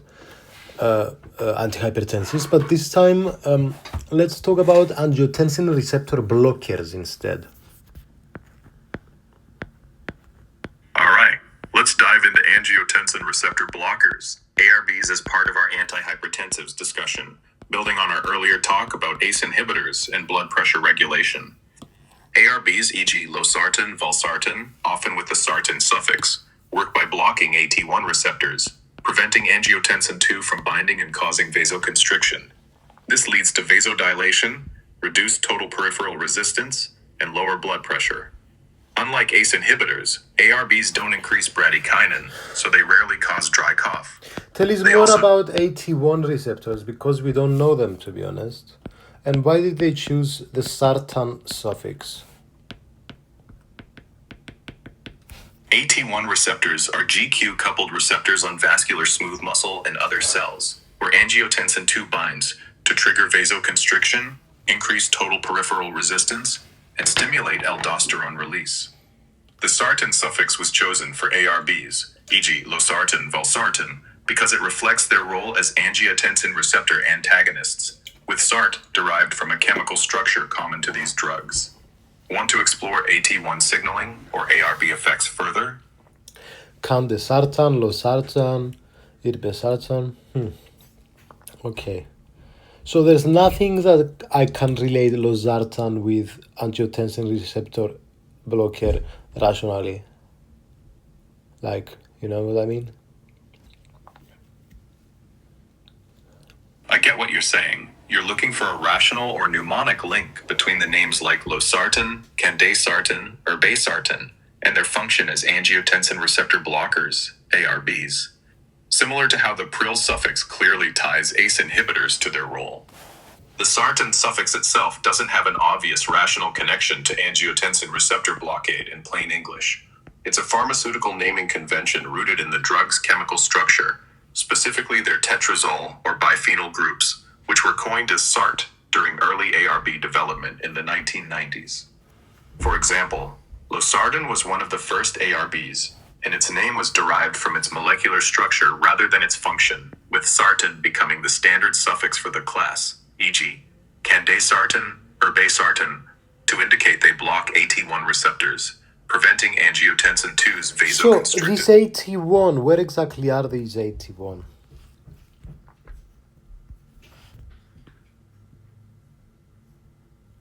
AT1 receptors are primarily located on the smooth muscle cells of blood vessels, arteries, arterioles, veins, kidneys, heart, adrenal glands, and brain, where they mediate angiotensin II's effects like vasoconstriction and aldosterone release.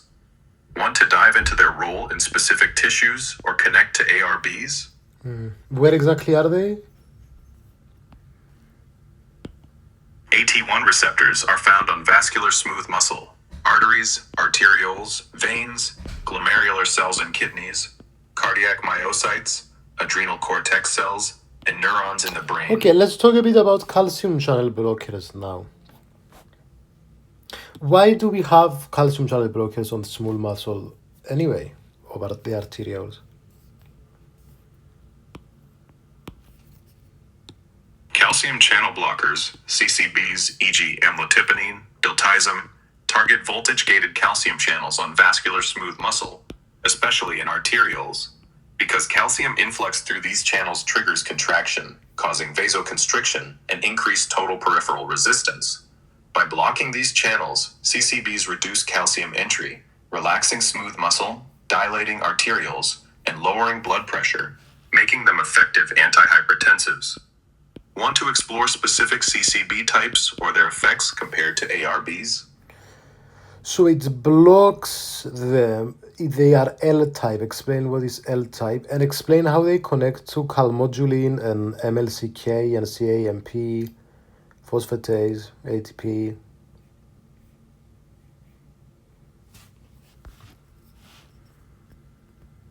L-type calcium channels are voltage-gated channels on vascular smooth muscle and cardiac cells that allow calcium influx during depolarization, driving contraction.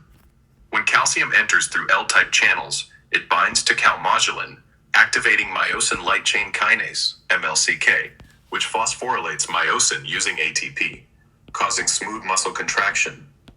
Calcium channel blockers inhibit this, reducing contraction. So while calmodulin with CAMP create ATP through MLCK? I don't understand. Through PI becoming MLCK? What's going on here?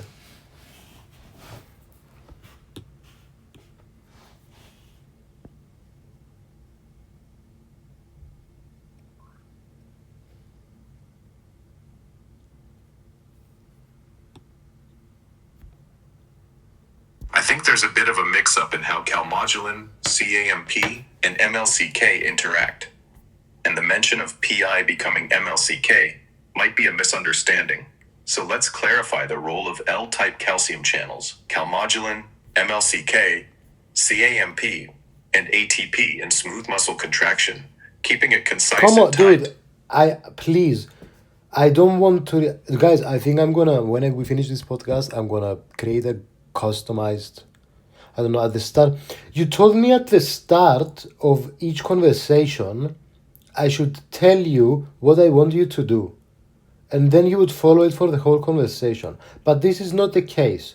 I'm going to formally remind you that I do not want you to repeat what I say and have an introduction for every sentence you do.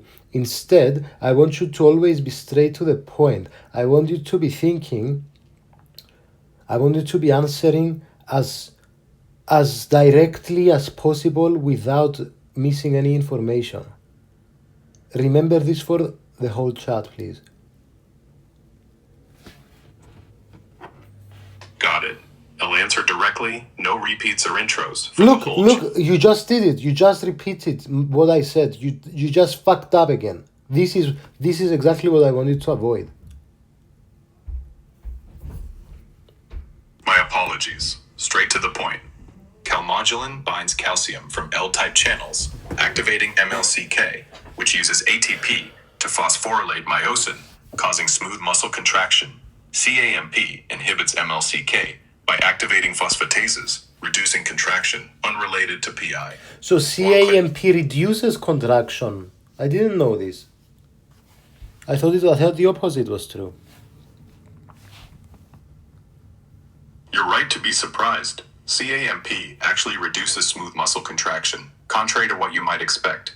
In vascular smooth muscle, CAMP, increased by signals like beta-2 receptor activation, activates protein kinase A, which phosphorylates proteins that inhibit MLCK or activate phosphatases, dephosphorylating myosin and relaxing the muscle, lowering blood pressure. I thought alpha-2 receptors inhibit CAMP. Yes, alpha-2 receptors do inhibit CAMP, which can indirectly promote vascular smooth muscle contraction, contrasting with CAMP's relaxing effect.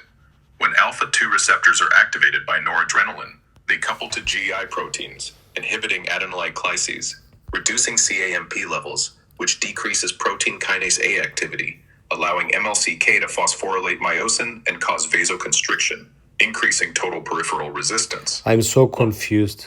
Honestly, I'm so confused.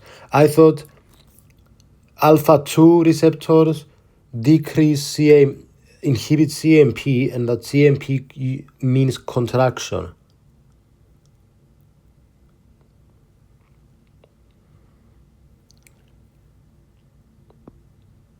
No worries. Let's clear up the confusion about alpha-2 receptors. I told you 1,000 times, don't repeat what I say. Just go straight to the answer. Alpha-2 receptors inhibit CAMP, reducing protein kinase A, which allows MLCK to promote contraction, not CAMP itself. CAMP relaxes smooth muscle by inhibiting MLCK. Want to unravel this further? Okay, fair enough. And CMP acts the same way. Does CMP act somewhere else and does the opposite, or is this all CMP does in the body? I think you meant CAMP, not CMP, since we were discussing cyclic. Dude, you love to talk. Talk less, as short as possible. CAMP relaxes vascular smooth muscle by inhibiting MLCK, Elsewhere, like in heart, beta 1, it increases contractility via protein kinase A. Want details or back to antihypertensives? Tell me again. CAMP relaxes vascular smooth muscle by inhibiting MLCK. In heart, it boosts contractility through protein kinase A. Need more on this or antihypertensives? Yeah, one more time.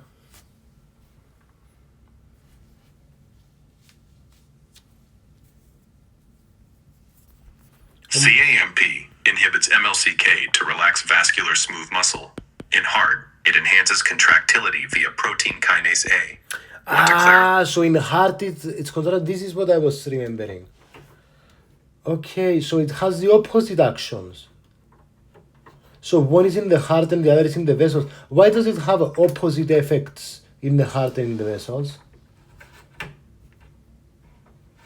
CAMP has opposite effects because vascular smooth muscle and cardiac muscle respond differently to protein kinase A, PKA activation.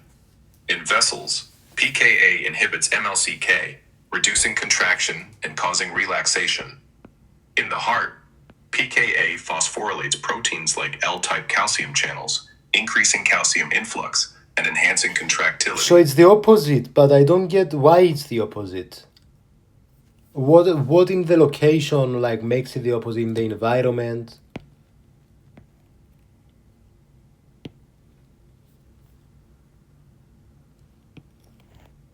The opposite effects of CAMP in vessels versus heart stem from different protein targets of protein kinase A, PKA. In vascular smooth muscle, PKA phosphorylates proteins that inhibit MLCK, relaxing muscle. In cardiac muscle, PKA phosphorylates L-type calcium channels and phospholambin, boosting calcium and contractility. Want to dive into these proteins or link to CCBs? I don't get it. Tell me again.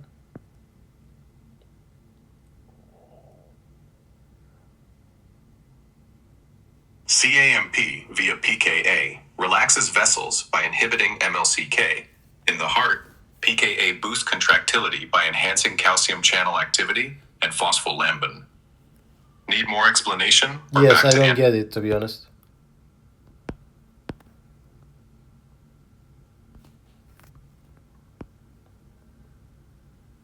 All right, let's simplify why CAMP has... Remember, direct. CAMP relaxes vessels by PKA blocking MLCK.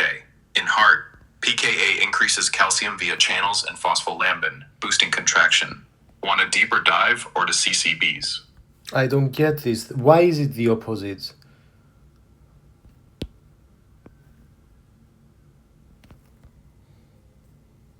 CAMP's opposite effects happen because PKA targets different proteins. In vessels, it blocks MLCK to relax muscle. In the heart, it opens calcium channels and activates phospholambin to strengthen contraction. Want to break down these proteins or shift to CCBs? Tell me again. CAMP via PKA inhibits MLCK in vessels, relaxing them.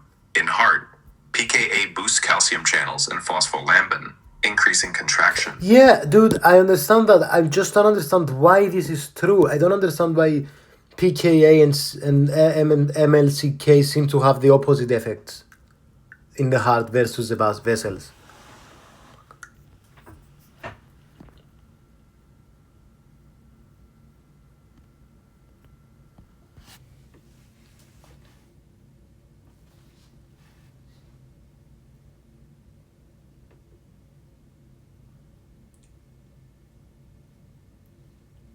Can you tell me?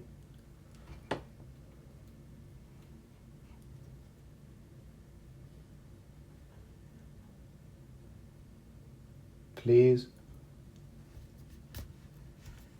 The reason PKA and MLCK have opposite effects in vessels versus the heart is that vascular smooth muscle relies on MLCK for contraction, which PKA inhibits, causing relaxation, while cardiac muscle contraction is driven by calcium influx through L-type channels and phospholambin, which PKA enhances, increasing contractility. Want to unpack the specific pathways or connect to CCBs? I don't understand.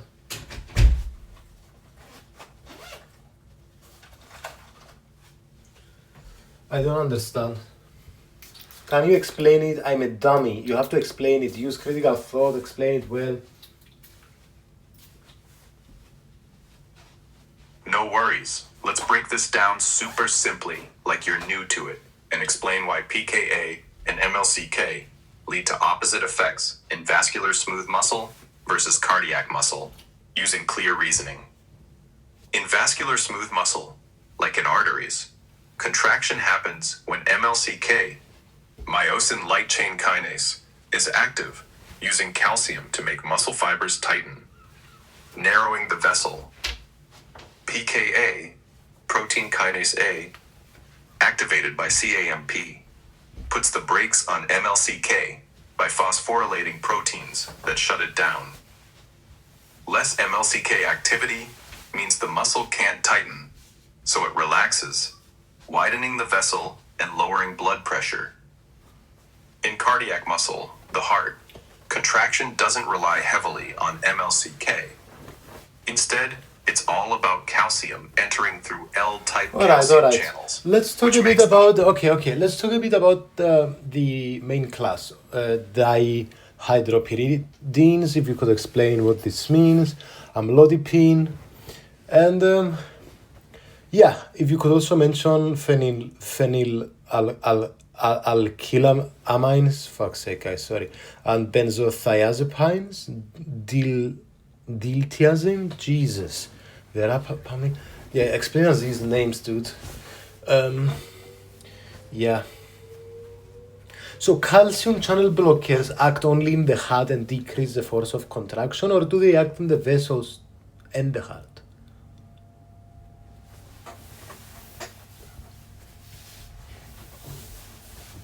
Calcium channel blockers, CCBs, act on both vascular smooth muscle and the heart, but their effects depend on the specific class, dihydropyridines, e.g. amlodipine, phenylalkylamines, e.g. verapamil, and benzothiazepines, e.g. diltiazem.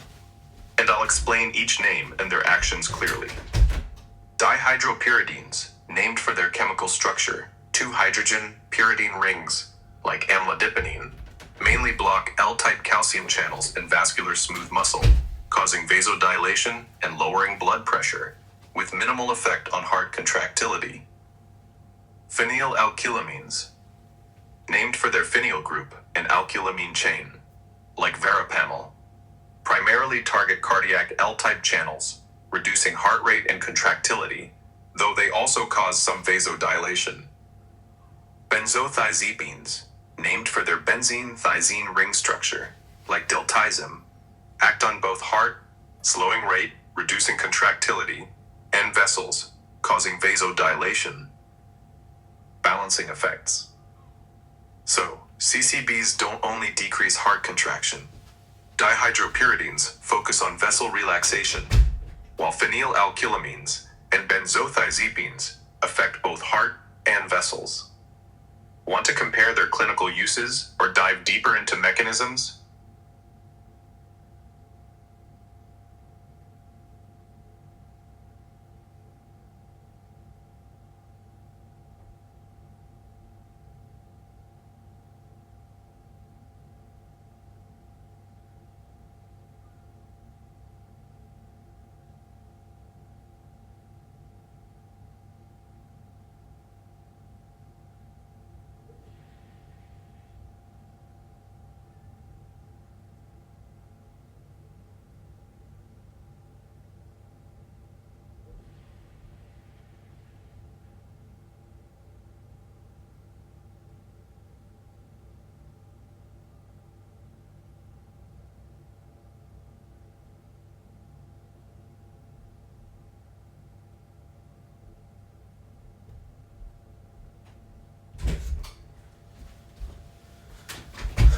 Sorry for the pause, guys. Could you summarize everything you just said in a few sentences?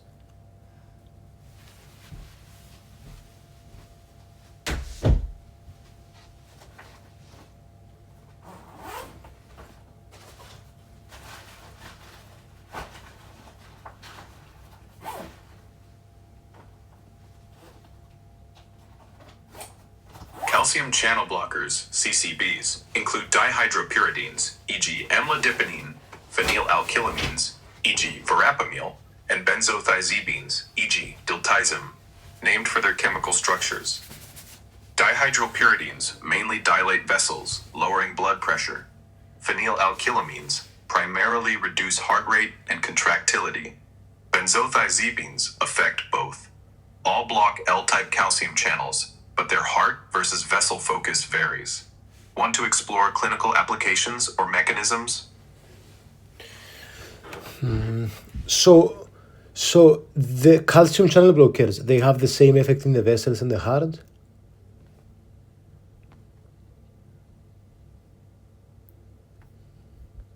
No.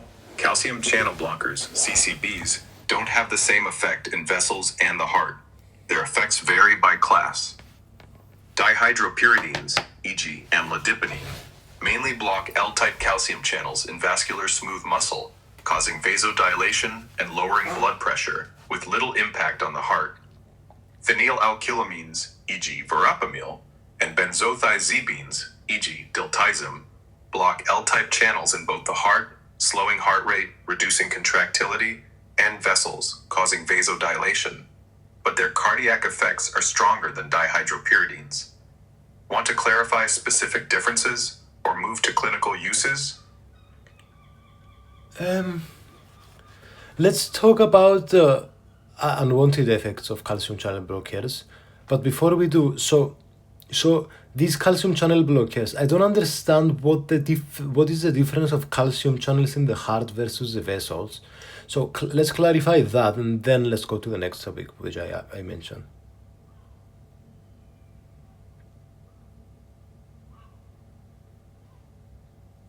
The difference between calcium channels in the heart versus vessels lies in their function and sensitivity to specific calcium channel blockers, CCBs. In the heart, L-type calcium channels on cardiac myocytes and pacemaker cells, SA and AV nodes, control calcium influx to trigger contraction and regulate heart rate. Blocking them, e.g. by verapamil or diltiazem, slows heart rate and reduces contractility. In vascular smooth muscle, L-type calcium channels drive contraction for vasoconstriction. Blocking them, e.g. by amlodipine, prevents calcium entry, relaxing vessels and lowering blood pressure.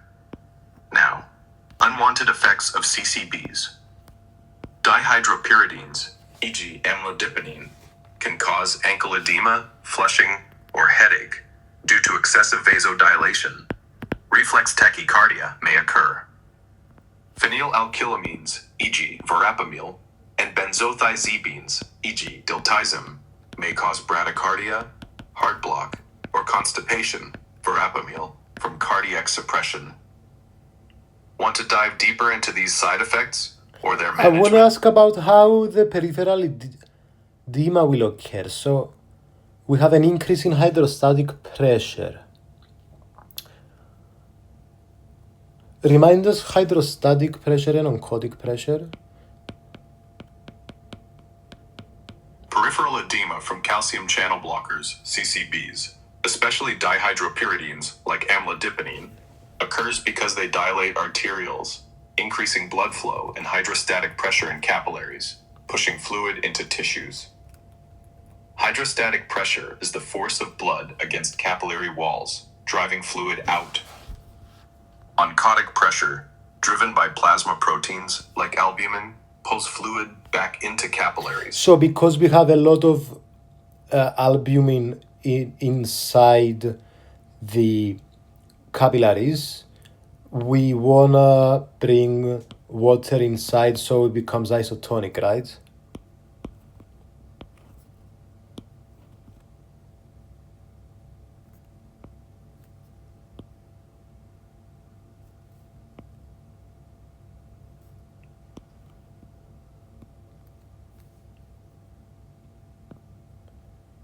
Huh?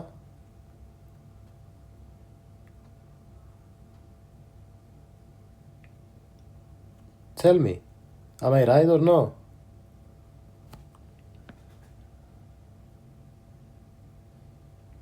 Sorry, guys. You're partly right, but need a small tweak. Peripheral edema from dihydropyridines, like amlodipine, happens because they dilate arterioles No, more than dude. Oncotic pressure. Does oncotic pressure happen because we have a lot of albumin inside the vessel, and so to become isotonic we bring volume inside?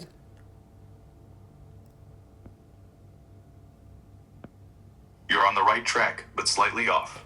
Oncotic pressure is the force that pulls fluid into capillaries because plasma proteins, mainly albumin, create a higher protein concentration inside the vessel, attracting water to balance osmotic gradients, not to become isotonic.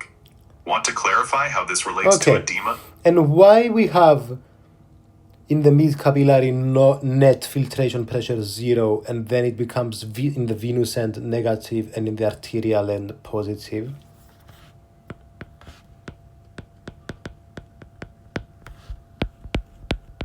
In mesenteric capillaries, net filtration pressure varies along the capillary due to the balance of hydrostatic and oncotic pressures.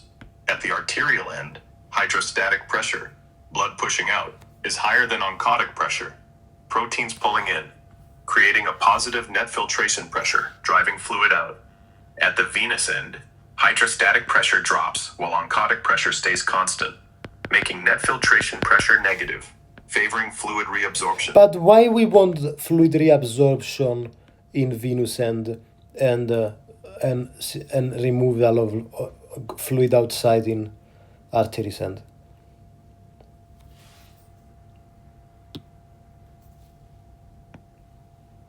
Fluid filtration at the arterial end and reabsorption at the venous end of capillaries maintain blood volume and tissue fluid balance.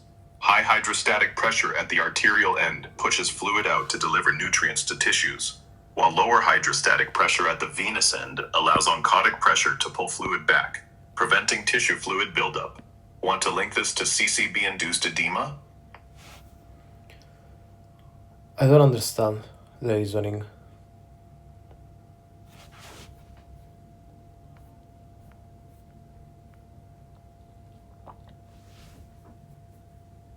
The body filters fluid out at the arterial end of capillaries to supply tissues with nutrients and oxygen, driven by high hydrostatic pressure. At the venous end, lower hydrostatic pressure lets oncotic pressure reabsorb fluid to maintain blood volume and prevent tissue swelling. And to take it to the heart.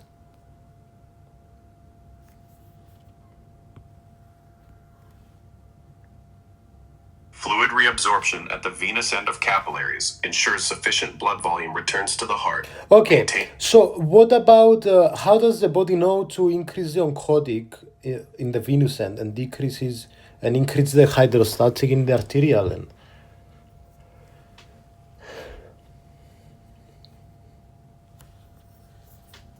The body doesn't actively increase oncotic pressure at the venous end or hydrostatic pressure at the arterial end.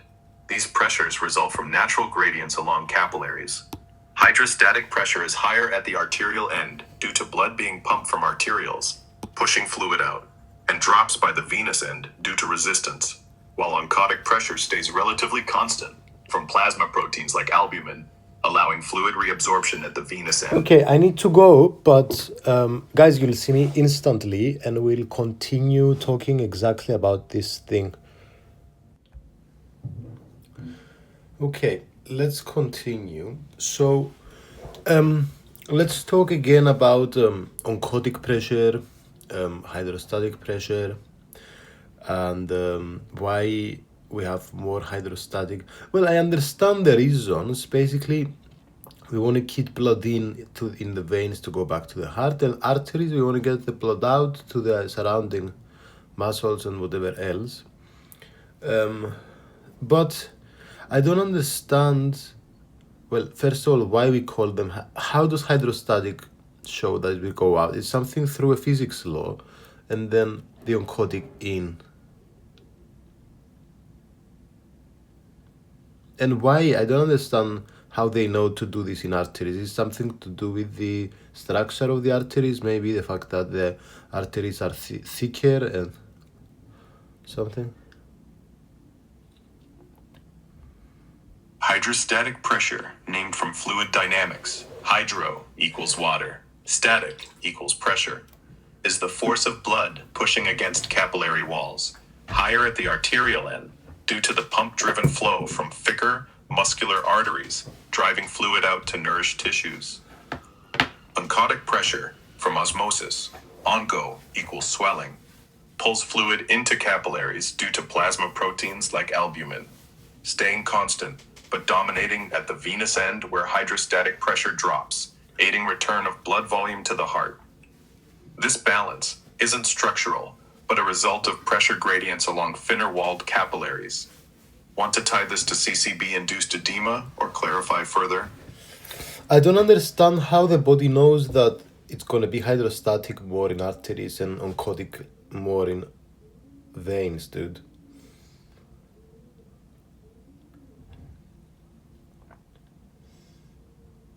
The body doesn't know. Hydrostatic pressure is naturally higher in arteries because their thick, muscular walls handle strong blood flow from the heart, pushing fluid out at the capillary's arterial end. But what does being thick walls have to do with being more hydrostatic?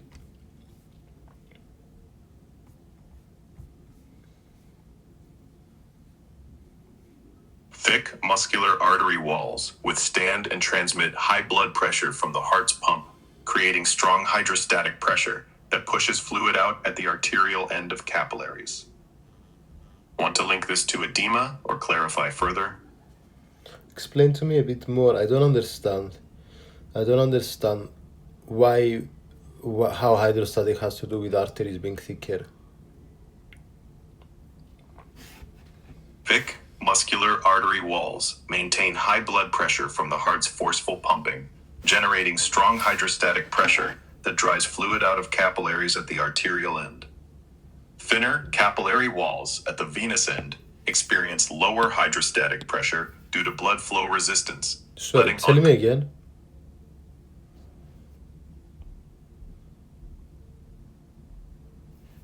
Thick artery walls sustain high blood pressure from the heart, creating strong hydrostatic pressure that pushes fluid out at the capillary's arterial end. At the venous end, thinner capillaries have lower hydrostatic pressure due to flow resistance, allowing oncotic pressure to reabsorb fluid. Need more or want to tie to edema? But I don't get it. All right, let's simplify. Thick artery walls handle the heart's powerful push, keeping blood pressure high, which creates strong hydrostatic pressure forcing fluid out at the start of capillaries. By the venous end, blood pressure drops in thinner capillaries, so hydrostatic pressure is low, and oncotic pressure What takes does over. having thick walls have to do with increasing hydrostatic pressure?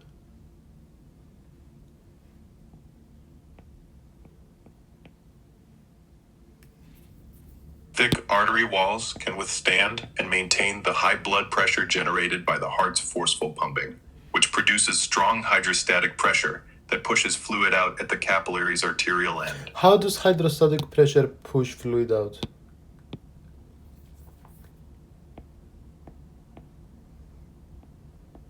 Hydrostatic pressure pushes fluid out of capillaries by exerting force from blood flow against the capillary walls, driving plasma fluid into surrounding tissues. And why does this not happen in veins? Surely in veins where the walls are thin it would happen even easier.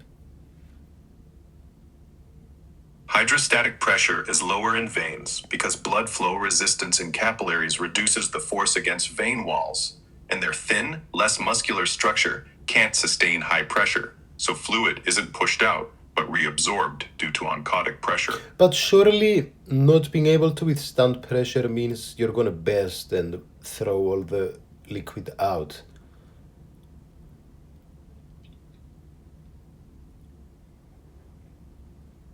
You'd think thin vein walls would burst and leak fluid, but veins have low hydrostatic pressure due to blood flow slowing after capillaries, so there's not enough force to push fluid out. Instead, oncotic pressure pulls fluid in. Want to tie this to CCB? And why do we have more albumin in the venous side? Or is it that we have less hydrostatic in the venous side? I don't understand. You are not doing a good job at explaining this.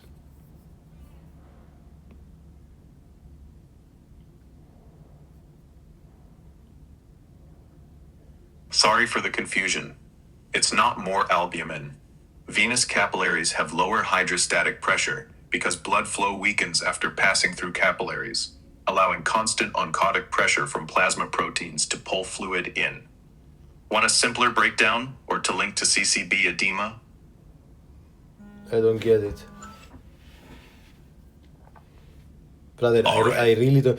I want to have a complete understanding of why oncotic pressure is higher in the venous end and hydrostatic pressure is higher in the arterial end.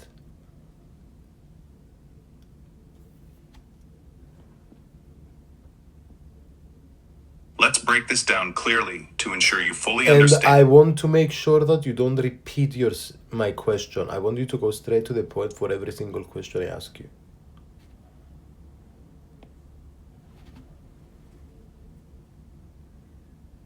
Hydrostatic pressure is higher at the arterial end because thick arteries transmit strong heart-driven blood pressure, pushing fluid out of capillaries.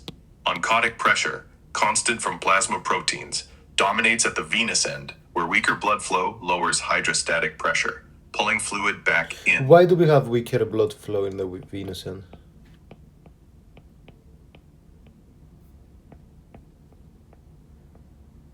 Weaker blood flow at the venous end occurs because capillaries' resistance slows blood velocity and pressure after the arterial push from the heart. Want to connect to edema or clarify? Okay. All right. Let's go forward. And so if I have a calcium channel block here that's going to cause peripheral edema, why will the vasodilation of the arterial end or whatever increase hydrostatic pressure? Calcium channel blockers, CCBs, especially dihydropyridines like amlodipine, cause peripheral edema by dilating arterioles, which increases blood flow into capillaries, raising hydrostatic pressure and pushing more fluid out into tissues. This overwhelms venous reabsorption, leading to fluid buildup in areas like the ankles. Want to explore management of this edema or compare CCBs? I asked you why it does this, and you just repeated my question without the answer. You are ChatGPT nowadays. My bad. Dihydropyridines dilate arterioles, boosting capillary blood flow, which raises hydrostatic pressure, forcing fluid into tissues, causing edema. So it's the blood flow increase. Okay. And why do calcium channel blockers sometimes cause flushing and headaches?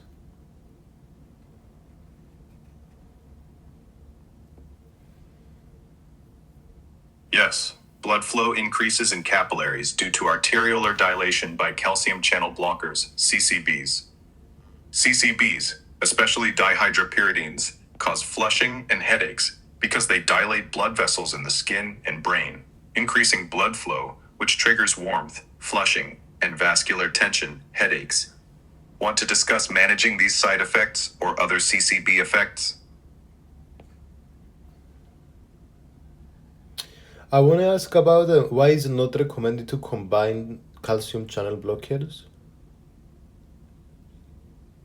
Combining calcium channel blockers, CCBs, like dihydropyridines, e.g. amlodipine, with non-dihydropyridines, e.g. verapamil or diltiazem, isn't recommended because their combined effects on vascular dilation and cardiac suppression can excessively lower blood pressure and heart rate, risking hypotension, bradycardia, or heart block. Want to explore specific risks or alternative combinations? I see.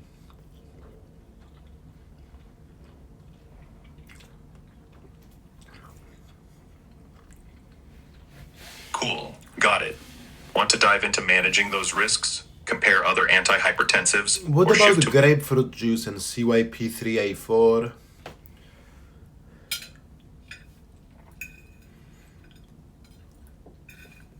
Grapefruit juice inhibits the enzyme CYP3A4 in the liver and gut, which metabolizes many calcium channel blockers, CCBs, like amlodipine and felodipine, increasing their blood levels and risking excessive vasodilation, hypotension, or side effects like edema.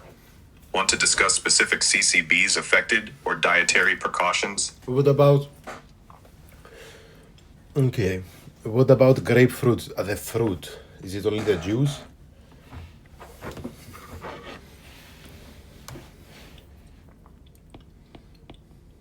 Grapefruit fruit and its juice both inhibit CYP3A4, the enzyme that metabolizes calcium channel blockers like amlodipine, increasing drug levels and risking side effects like hypotension or edema, though juice has a stronger effect due to higher concentrations of inhibitory compounds. Want to explore which CCBs are most affected or patient advice? It's good. Let's talk a bit about thiazides and thiazide-like diuretics now.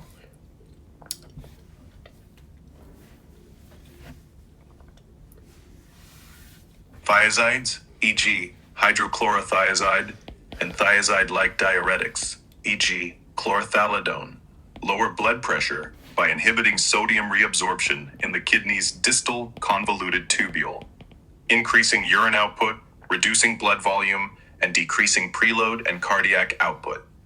They also cause mild vasodilation, lowering total peripheral resistance over time. Want to dive into So their it side effects? inhibits the sodium chloride co-transporter in the distal tubule. I just wonder how the name relates to this function.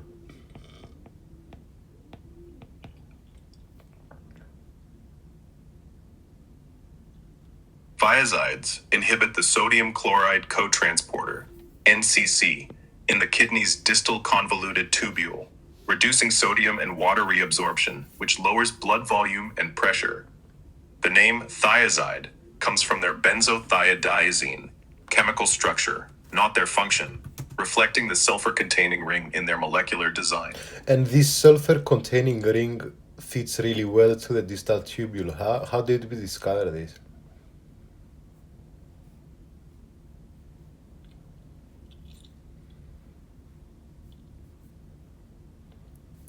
The sulfur-containing benzothiadiazine ring in thiazides doesn't specifically fit the distal tubule. It was found to inhibit the sodium chloride cotransporter, NCC, through drug development in the 1950s, starting with chlorothiazide, derived from sulfonamide antibiotics, which unexpectedly showed diuretic effects during testing for kidney function. Want to dive into the history of thiazide discovery Yes, or their please.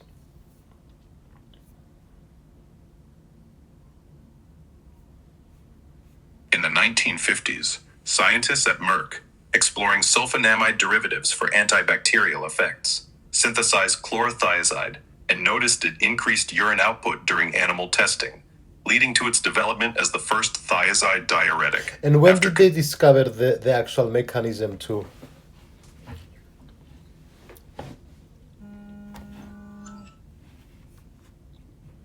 The exact mechanism of thiazides inhibiting the sodium chloride cotransporter, NCC, in the distal convoluted tubule was fully elucidated in the 1980s and 1990s, when molecular biology advanced and researchers identified the NCC protein and confirmed thiazide's binding to it.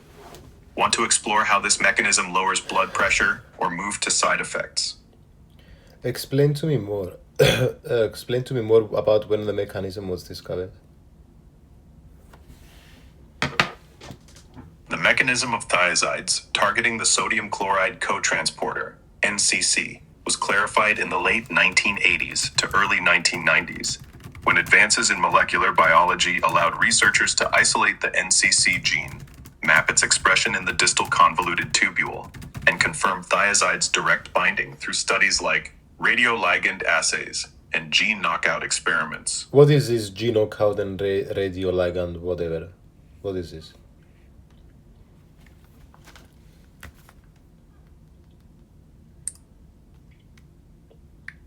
Gene knockout is a technique where scientists disable a specific gene, like the NCC gene, in animal models to study its function, showing thiazide's effects depend on NCC.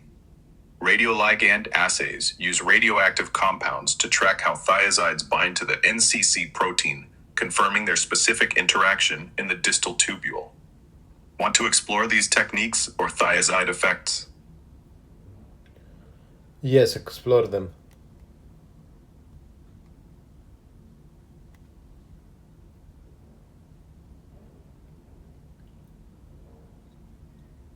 Gene knockout involves editing an organism's DNA to remove or disable a gene, like the NCC gene, using techniques like CRISPR or homologous recombination. In thiazide research, NCC knockout mice showed no diuretic response, proving NCC is the target. Radioligand assays involve tagging thiazides with radioactive isotopes, mixing them with kidney cell membranes, and measuring binding to the NCC protein, pinpointing their specific action in the distal tubule during the 1980s to 1990s. Want to dive into how these confirmed thiazide mechanisms or connect to blood pressure effects? Interesting. Glad you're intrigued. Want to dive deeper into how gene knockouts or radioligand assays shaped our understanding of thiazides, or shift to their blood pressure effects or side effects?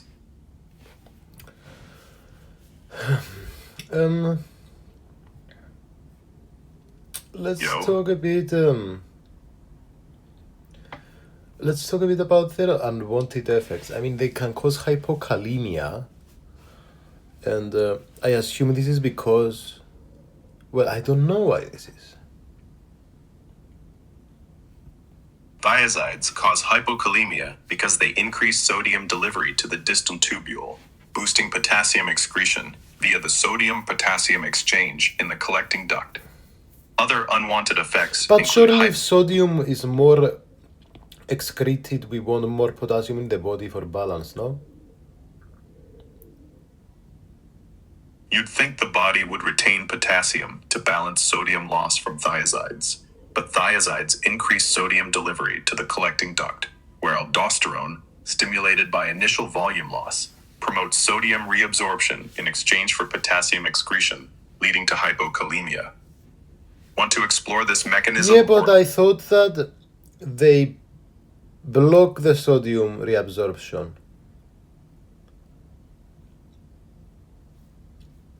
You're right. Thiazides block sodium reabsorption in the distal convoluted tubule via the sodium chloride cotransporter. But this increases sodium delivery to the downstream collecting duct, where aldosterone drives sodium reabsorption in exchange for potassium excretion, causing hypokalemia. I don't Want to get cl- it, brother. I don't get it completely. I don't get it. Sorry. This doesn't make any sense. Are you trying to explain to us? Are you trying? Or are you like...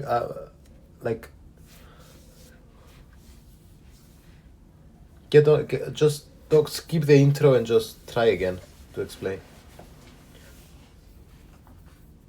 Thiazides block sodium reabsorption in the distal tubule, sending more sodium to the collecting duct, where aldosterone swaps it for potassium, increasing potassium excretion and causing hypokalemia. I don't get Want me it.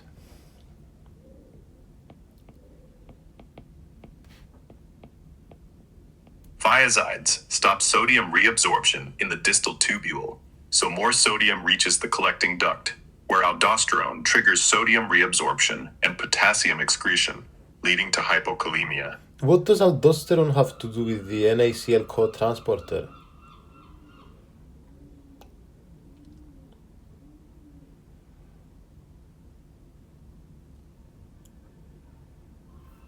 Aldosterone doesn't directly affect the NaCl cotransporter, NCC, in the distal tubule.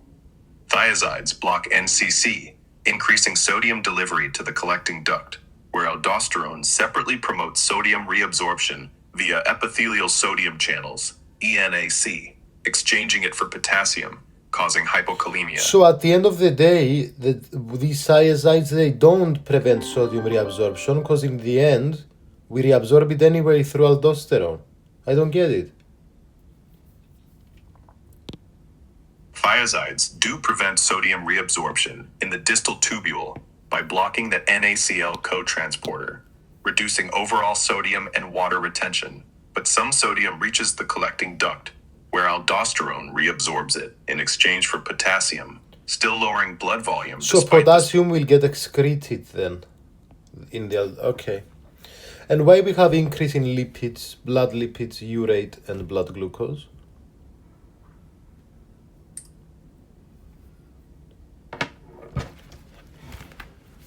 Thiazides increase blood lipids, urate, and glucose due to metabolic side effects. They reduce insulin sensitivity, raising glucose, decrease lipid clearance, elevating triglycerides and cholesterol, and inhibit urate excretion in kidneys, causing hyperuricemia. Want to dive into managing these side effects? One more time.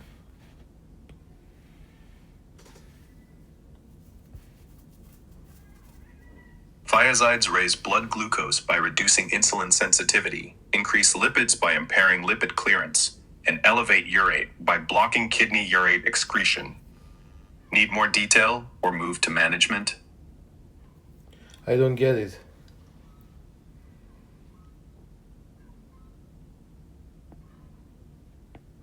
Thiazides impair insulin release, raising blood glucose, slow lipid breakdown, increasing triglycerides and cholesterol, and reduce kidney urate excretion, causing hyperuricemia. Brodsky, I don't...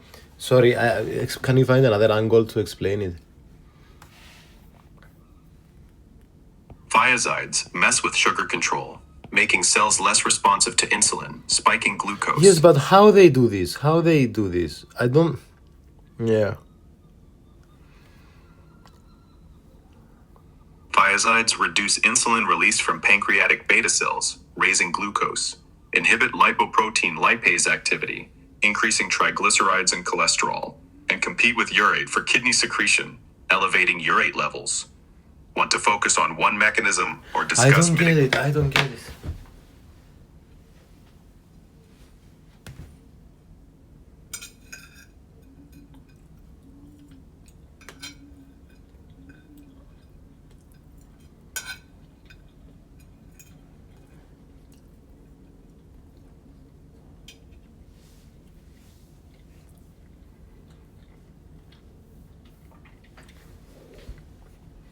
Explain to me again. Thiazides block pancreatic insulin release, spiking glucose, suppress fat-clearing enzymes, raising triglycerides and cholesterol, and block kidney urate transporters. Can we go through each mechanism? Let's start with glucose. Thiazides raise blood glucose by reducing insulin secretion from pancreatic beta cells and decreasing insulin sensitivity in tissues, possibly by altering potassium levels or signaling pathways like CAMP. Want to dig deeper into this or move to lipids? Lipids. Thiazides increase blood lipids by inhibiting lipoprotein lipase, an enzyme that breaks down triglycerides, and by reducing lipid clearance, leading to elevated triglycerides and cholesterol. Want to explore this mechanism or move to urate?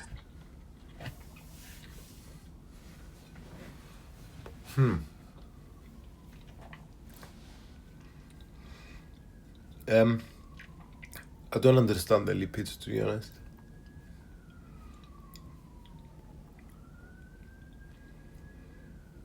Thiazides raise blood lipids by slowing lipoprotein lipase, which normally breaks down triglycerides, and by impairing the body's ability. Yeah.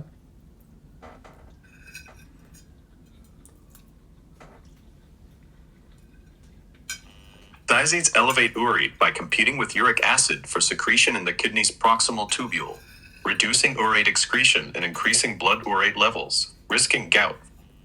Want to discuss managing these side effects or compare with other antihypertensives?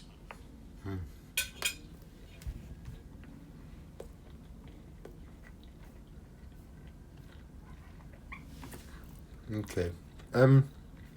So, excuse me, guys.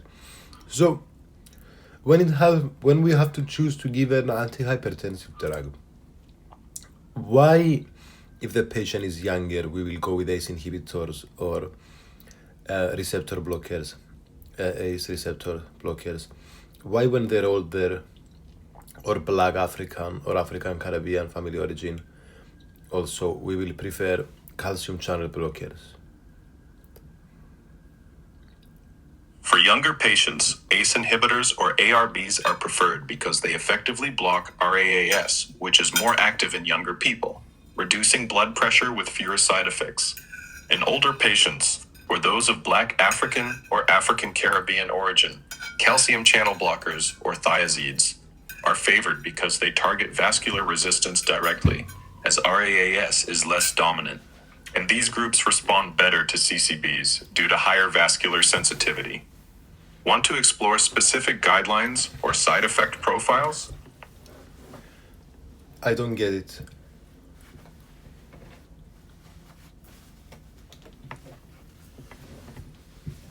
Younger patients get ACE inhibitors or ARBs since their active RAAS responds well to blockade, lowering blood pressure.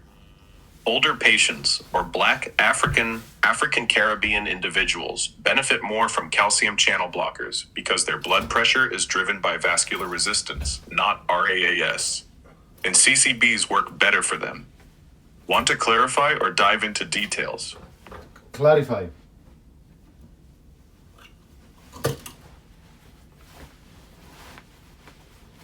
Younger patients have a more active RAAS, so ACE inhibitors or ARBs effectively lower blood pressure by blocking it. Older patients, or those of Black African Caribbean descent, have higher vascular resistance, making calcium channel blockers more effective as they relax blood vessels directly. Need more explanation or want to explore guidelines? I want to ask about the renin-angiotensin aldosterone systems. We've talked about the mechanism of action, but I want to talk about aldosterone antagonists. So this would be aldosterone not being able to bind to which receptor? Aldosterone antagonists, EGG spironolactone, eplerenone, block aldosterone from binding to mineralocorticoid receptors in the kidney's collecting duct and other tissues, preventing sodium reabsorption and potassium excretion. Want to discuss their effects or compare with other antihypertensives? Which is this receptor?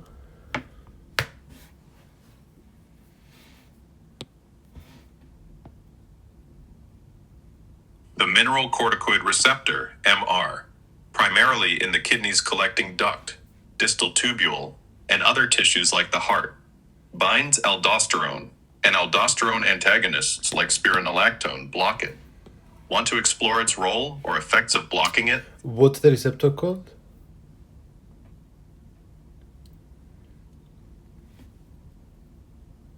It's called the mineralocorticoid receptor, Okay, MR. cool. Can we do a test from today regarding all the drug names, and I'll have to guess their category and stuff like that, and vice versa, and the beta 1, beta 2, alpha 1, alpha 2, and everything?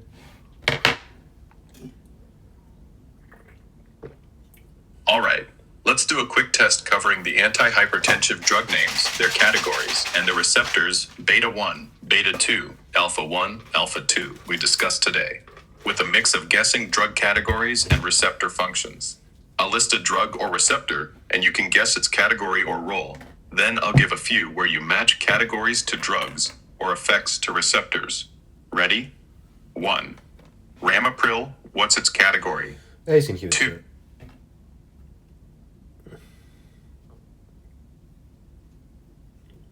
Nice. Ramipril is indeed an ACE inhibitor. Let's keep going. 2. Amlodipine. What's its category?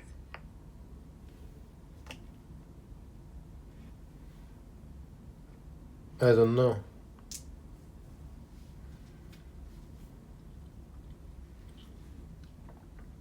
No worries. Amlodipine is a calcium channel blocker, dihydropyridine. Next up, 3. What about indapamide?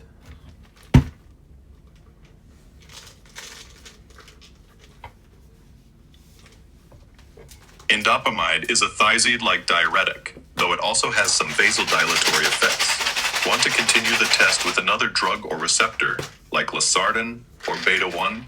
I want to understand how I can know how the name indapamide relates to its function, dude.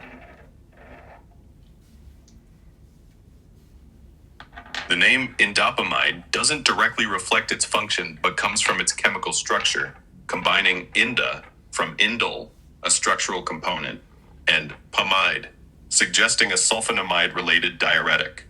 It works as a thiazide-like diuretic by inhibiting sodium reabsorption in the distal convoluted tubule, reducing blood volume and pressure. Want to continue the test or explore its mechanism? Okay, yeah, let's continue the test. Furosemide. I don't know. Furosemide is a loop diuretic, acting on the loop of Henle to increase sodium and water excretion, lowering blood volume and pressure. Next, 4. Spironolactone. What's its category? Spironolactone is, we just talked about it, a mineral corticoid receptor blocker.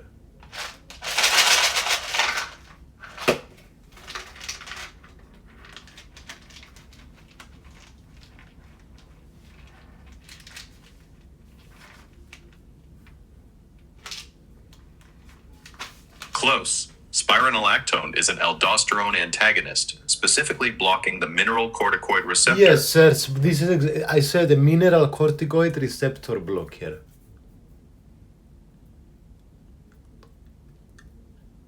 You're right. My bad.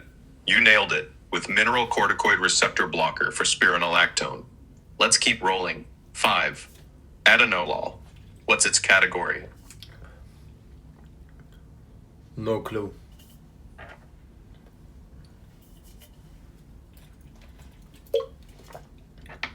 No problem. Atenolol is a beta blocker selective for beta 1. Next, 6.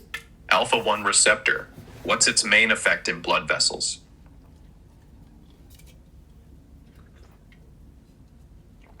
It dilates them.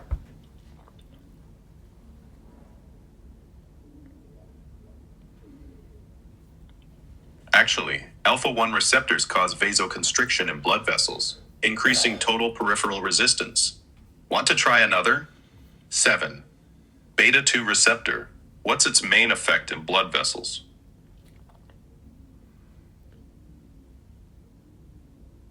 Inhibits something. Beta 2 Inhibits CMP or something? Not quite. Beta 2 receptors in blood vessels cause vasodilation by increasing CMP, relaxing smooth muscle. Let's try 8. I don't get it. Explain again.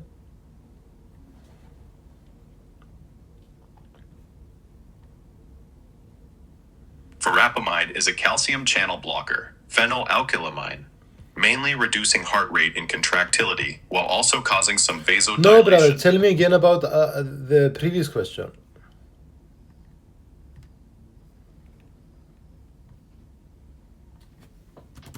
Beta 2 receptors in blood vessels trigger vasodilation by activating adenylate cyclose, increasing CM. Let's go to the next one. Okay. Cool. Next up, 9. Hydrochlorothiazide. What's its category? Thiazide diuretic. Spot on. Hydrochlorothiazide is a thiazide diuretic. Next, 10. Alpha 2 receptor. What's its main effect in blood vessels or elsewhere?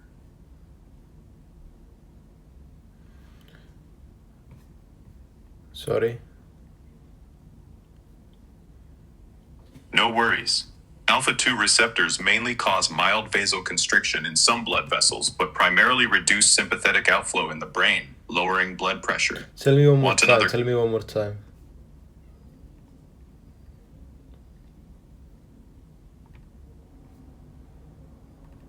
Alpha 2 receptors cause slight vasoconstriction in some vessels, but mainly inhibit noradrenaline release in the brain, Okay. reducing sympathetic activity and blood pressure. Okay, Ready next for- one.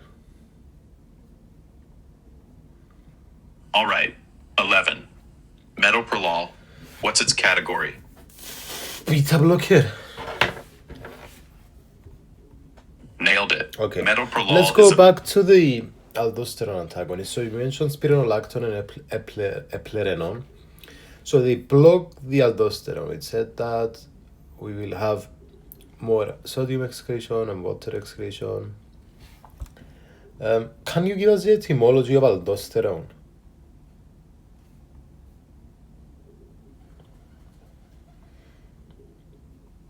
Aldosterone antagonists like spironolactone and eplerenone block the mineral corticoid receptor, increasing sodium and water excretion by preventing aldosterone's action, which normally promotes sodium reabsorption in the kidneys.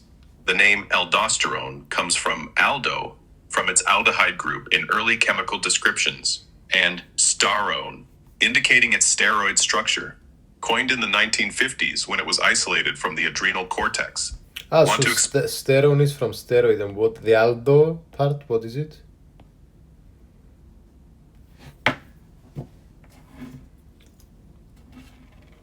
The aldo in aldosterone refers to an aldehyde group, a carbon-oxygen-hydrogen structure, in its early chemical characterization, distinguishing it from other adrenal steroids.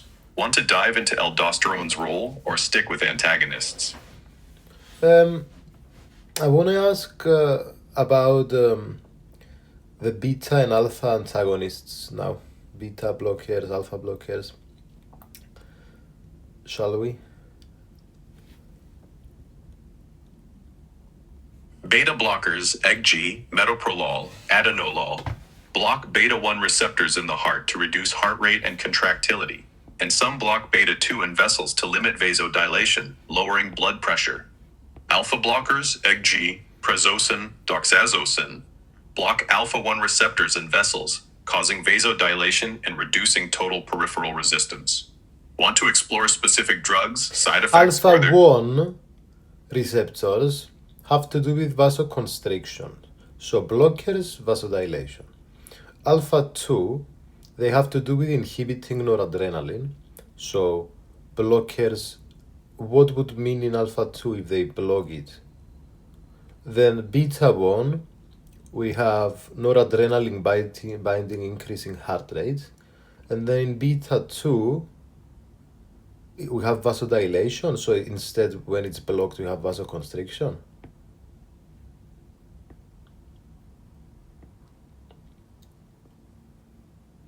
You're mostly spot on. Let's clarify each receptor and what blocking them does. Alpha-1 receptors cause vasoconstriction. Alpha-1 blockers, EGG, prazosin, promote vasodilation, lowering blood pressure. Alpha-2 receptors inhibit noradrenaline release in the brain. Alpha-2 blockers, EGG, yohimbine, less common, increase noradrenaline release, potentially raising blood pressure or heart rate. Beta-1 receptors increase heart rate and contractility. Beta-1 blockers, EGG, metoprolol, reduce these, lowering cardiac output. Beta-2 receptors cause vasodilation. Beta-2 blockers, non-selective, EGG, propranolol, cause vasoconstriction by preventing dilation. So why would we choose a beta blocker if blood potassium is higher than normal? Is this because a mineral corticoid receptor blocker would lead to even more hyperkalemia?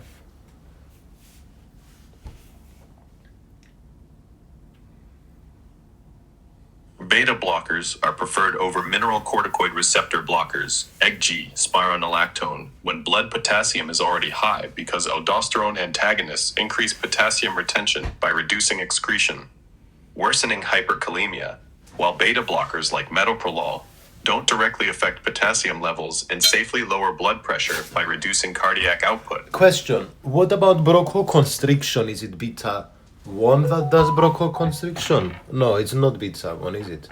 It's maybe alpha-1.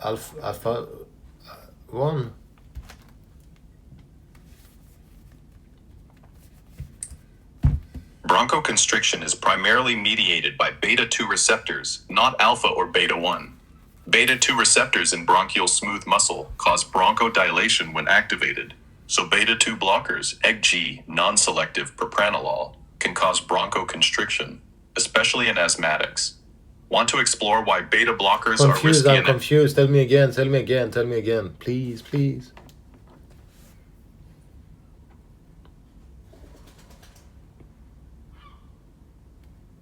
Beta-2 receptors in the lungs promote bronchodilation.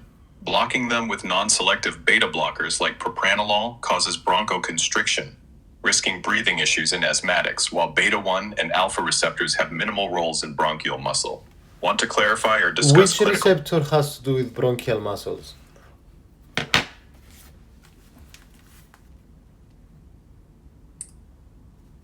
Beta-2 receptors primarily control bronchial smooth muscle, causing bronchodilation when activated.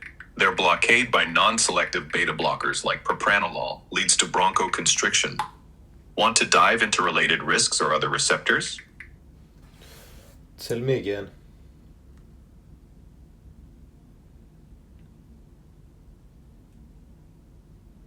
Beta-2 receptors in bronchial smooth muscle drive bronchodilation. Blocking them with non-selective beta blockers like propranolol causes bronchoconstriction. So Need I'm more- just so usually we were talking alpha 1, alpha 2, beta 1, beta 2 about blood vessels, and I'm confused because apparently we have also bronchoconstriction, and I'm asking where we have constriction and dilation of blood vessels for which receptors?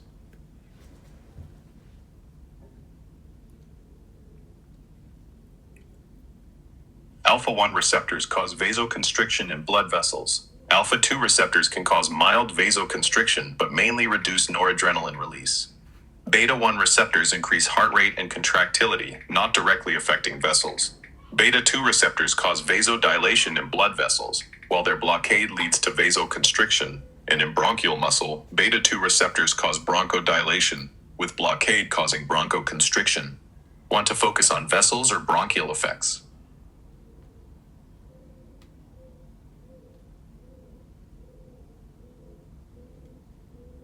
I'm confused, dude. I feel you're not answering my question, or I'm stupid. Can you directly answer my question?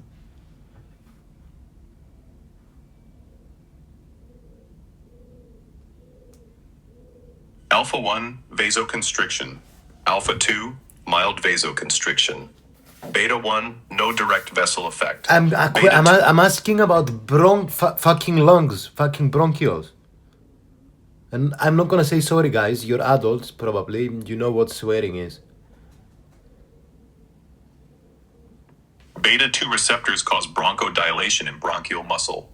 Their blockade causes bronchoconstriction. Alpha-1, alpha-2... So beta 2, they cause vessel change and bronchial or bronchi?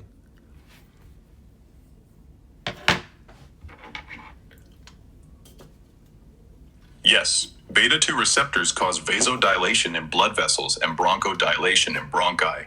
Blocking them causes vasoconstriction and bronchoconstriction. Alright. Want to click? Alright, okay. So if I have a beta blocker, maybe I will have... Okay, I see. This makes sense. And why would beta blockers cause hypoglycemia? Beta blockers can cause hypoglycemia, especially non-selective ones like propranolol, by blocking beta-2 receptors in the liver, which normally stimulate glyconeogenesis and glyconeogenesis, reducing glucose production during fasting or stress. How come they have the same binding sites for hypoglycemia and for reducing heart rate and all of that?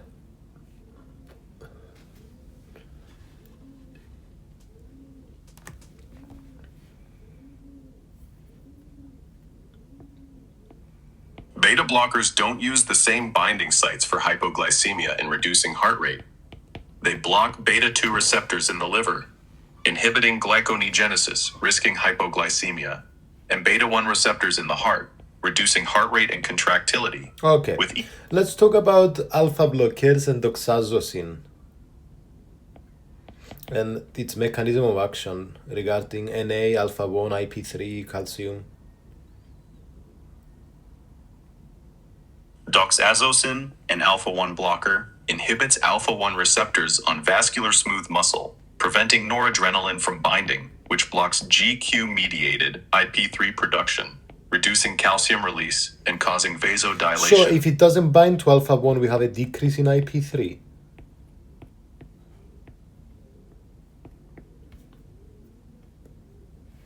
Yes, when doxazocin blocks alpha-1 receptors, noradrenaline can't bind, reducing GQ activation, which decreases IP3 production, lowering calcium release and causing vascular smooth muscle relaxation. Relaxation or constriction? Ah, yes. Relaxation, because calcium. Why does calcium lead to constriction and no calcium leads to vasodilation?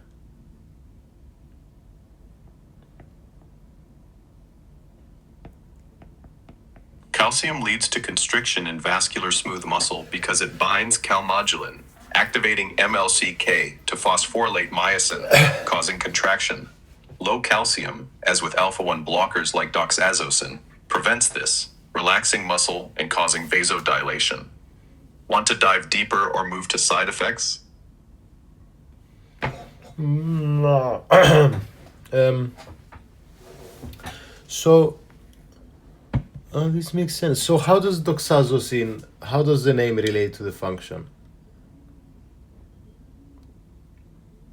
The name doxazosin doesn't directly reflect its function, but derives from its chemical structure, with doxa from its quinazoline ring and zosin as a suffix for alpha-1 blockers, indicating it inhibits alpha-1 receptors to cause vasodilation.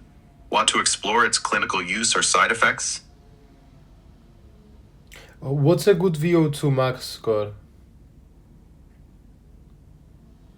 A good VO2 max score depends on age, sex, and fitness level, but for adults, 35 to 45 milliliters/kilogram/minute is average for men, 30 to 40 milliliters/kilogram/minute for women, with elite athletes often exceeding 60 to 70 milliliters/kilogram/minute.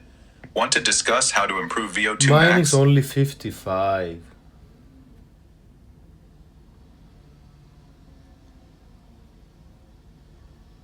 A VO2 max of 55 milliliters/kilogram/minute is solid, typically above average for most adults, depending on your age and sex, and suggests good cardiovascular fitness. Want to explore ways to boost it further or compare it to specific norms? Anyway, sorry guys. Yeah, tell me again how the name of doxazosin relates to the function.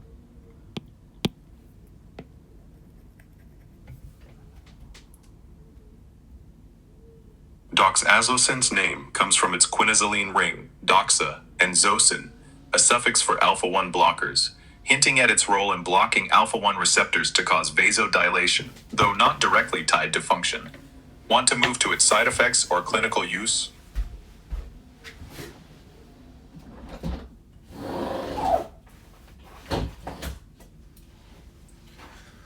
So no answer for that, huh?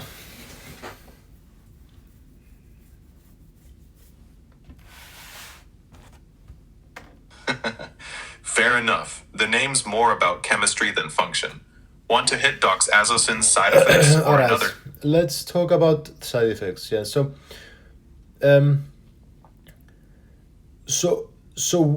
alpha blockers. If I use alpha blockers, it means that with alpha 1, which causes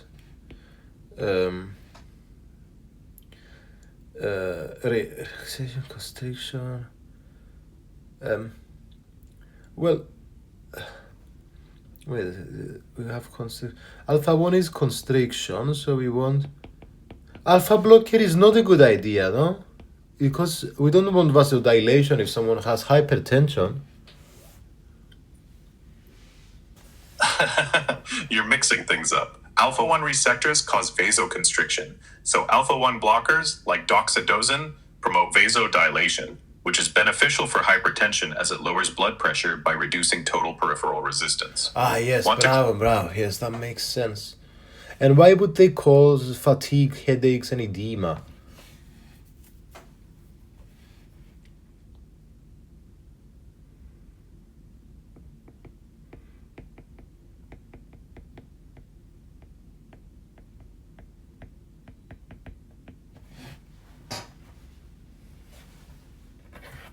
Alpha-1 blockers, like doxazosin, cause fatigue due to reduced blood pressure lowering energy delivery, headaches from rapid vasodilation altering cerebral blood flow, and edema because vasodilation increases capillary hydrostatic pressure, pushing fluid into tissues.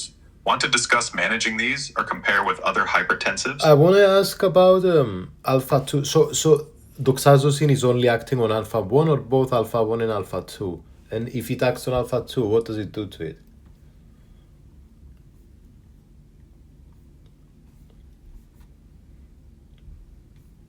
Doxadosin selectively blocks alpha 1 receptors, not alpha 2, so it causes vasodilation by preventing alpha 1 mediated vasoconstriction. Okay. So now I want to ask you, we talked about a lot of drugs, ramipril, amlodipine, losartan, indapamide, eplerenone, spironolactone, atenolol, bisoprolol, propanolol, doxazosine. We talked about renin inhibitors such as aliskiren. Yeah, we've talked about renal nerve denudation for resistant heart rates. So let's include that. We've talked a lot. Okay, I just want to ask now.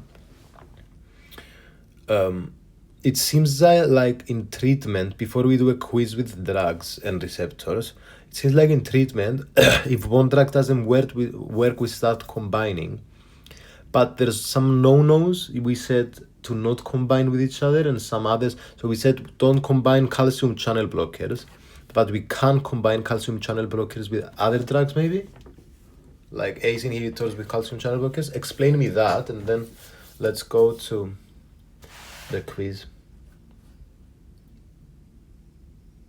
Combining hypertensives is common when one drug isn't enough, but some combinations, like dual calcium channel blockers, example amlodipine with verapamil, are avoided due to excessive hypotension, bradycardia or heart block from overlapping cardiac and vascular effects. Combining different classes, like ACE inhibitors, example ramipril, with calcium channel blockers, example amlodipine, is safe and effective because they target complementary pathways. ACE inhibitors block RAS, reducing vasoconstriction and volume, while CCBs relax vessels, synergistically lowering blood pressure without additive cardiac risks. Now, let's do the quiz. So why would diabetes affect our decision for ACE inhibitors or ACE receptor blockers?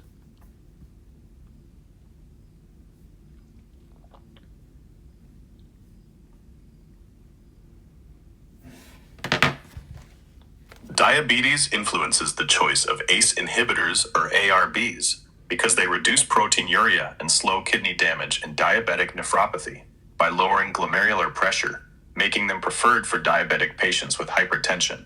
Want to explore this further or jump to the quiz? Explain it again.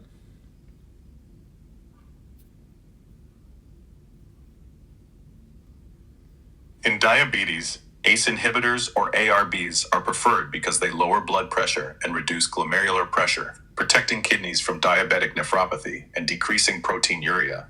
Ready for the quiz or need more on this? I don't get it.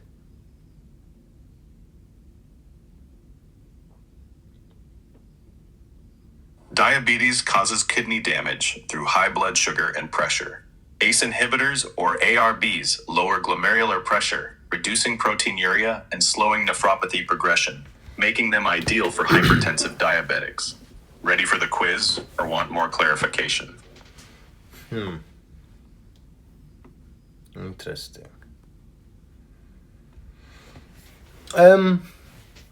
I don't get it, but can we include it in the quiz?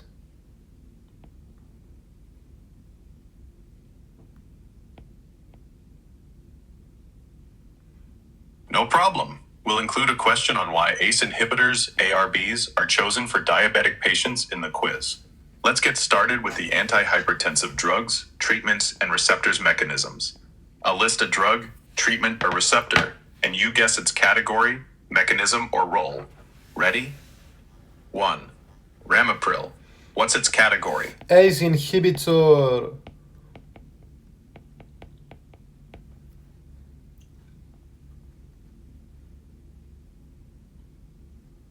Spot on. Ramipril is an ACE inhibitor. Next, 2. Amlodipine. What's its category? Amlodipine. Beta blocker. Close, but amlodipine is a calcium channel blocker, dihydropyridine. Next, 3. Losartan. What's its category?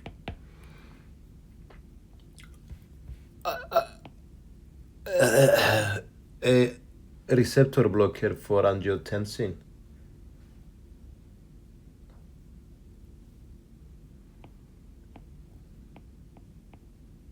Nailed it. Losartan is an angiotensin receptor blocker, ARB. Next, 4. Hydrochlorothiazide. What's its category?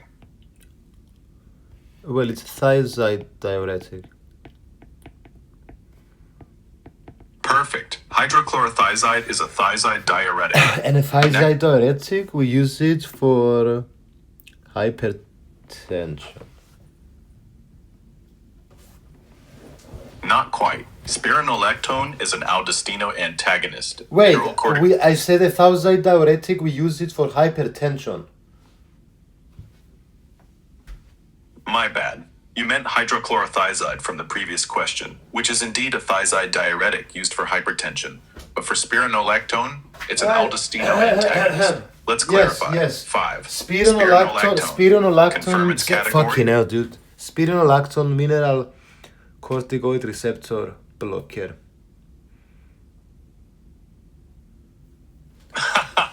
You got it. Spironolactone is a mineral corticoid Stop receptor. laughing. You are not a conscious being. You do not have the ability to laugh.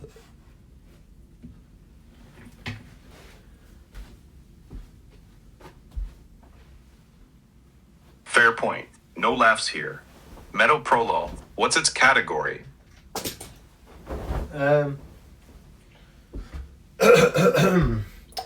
Metoprolol, beta blocker.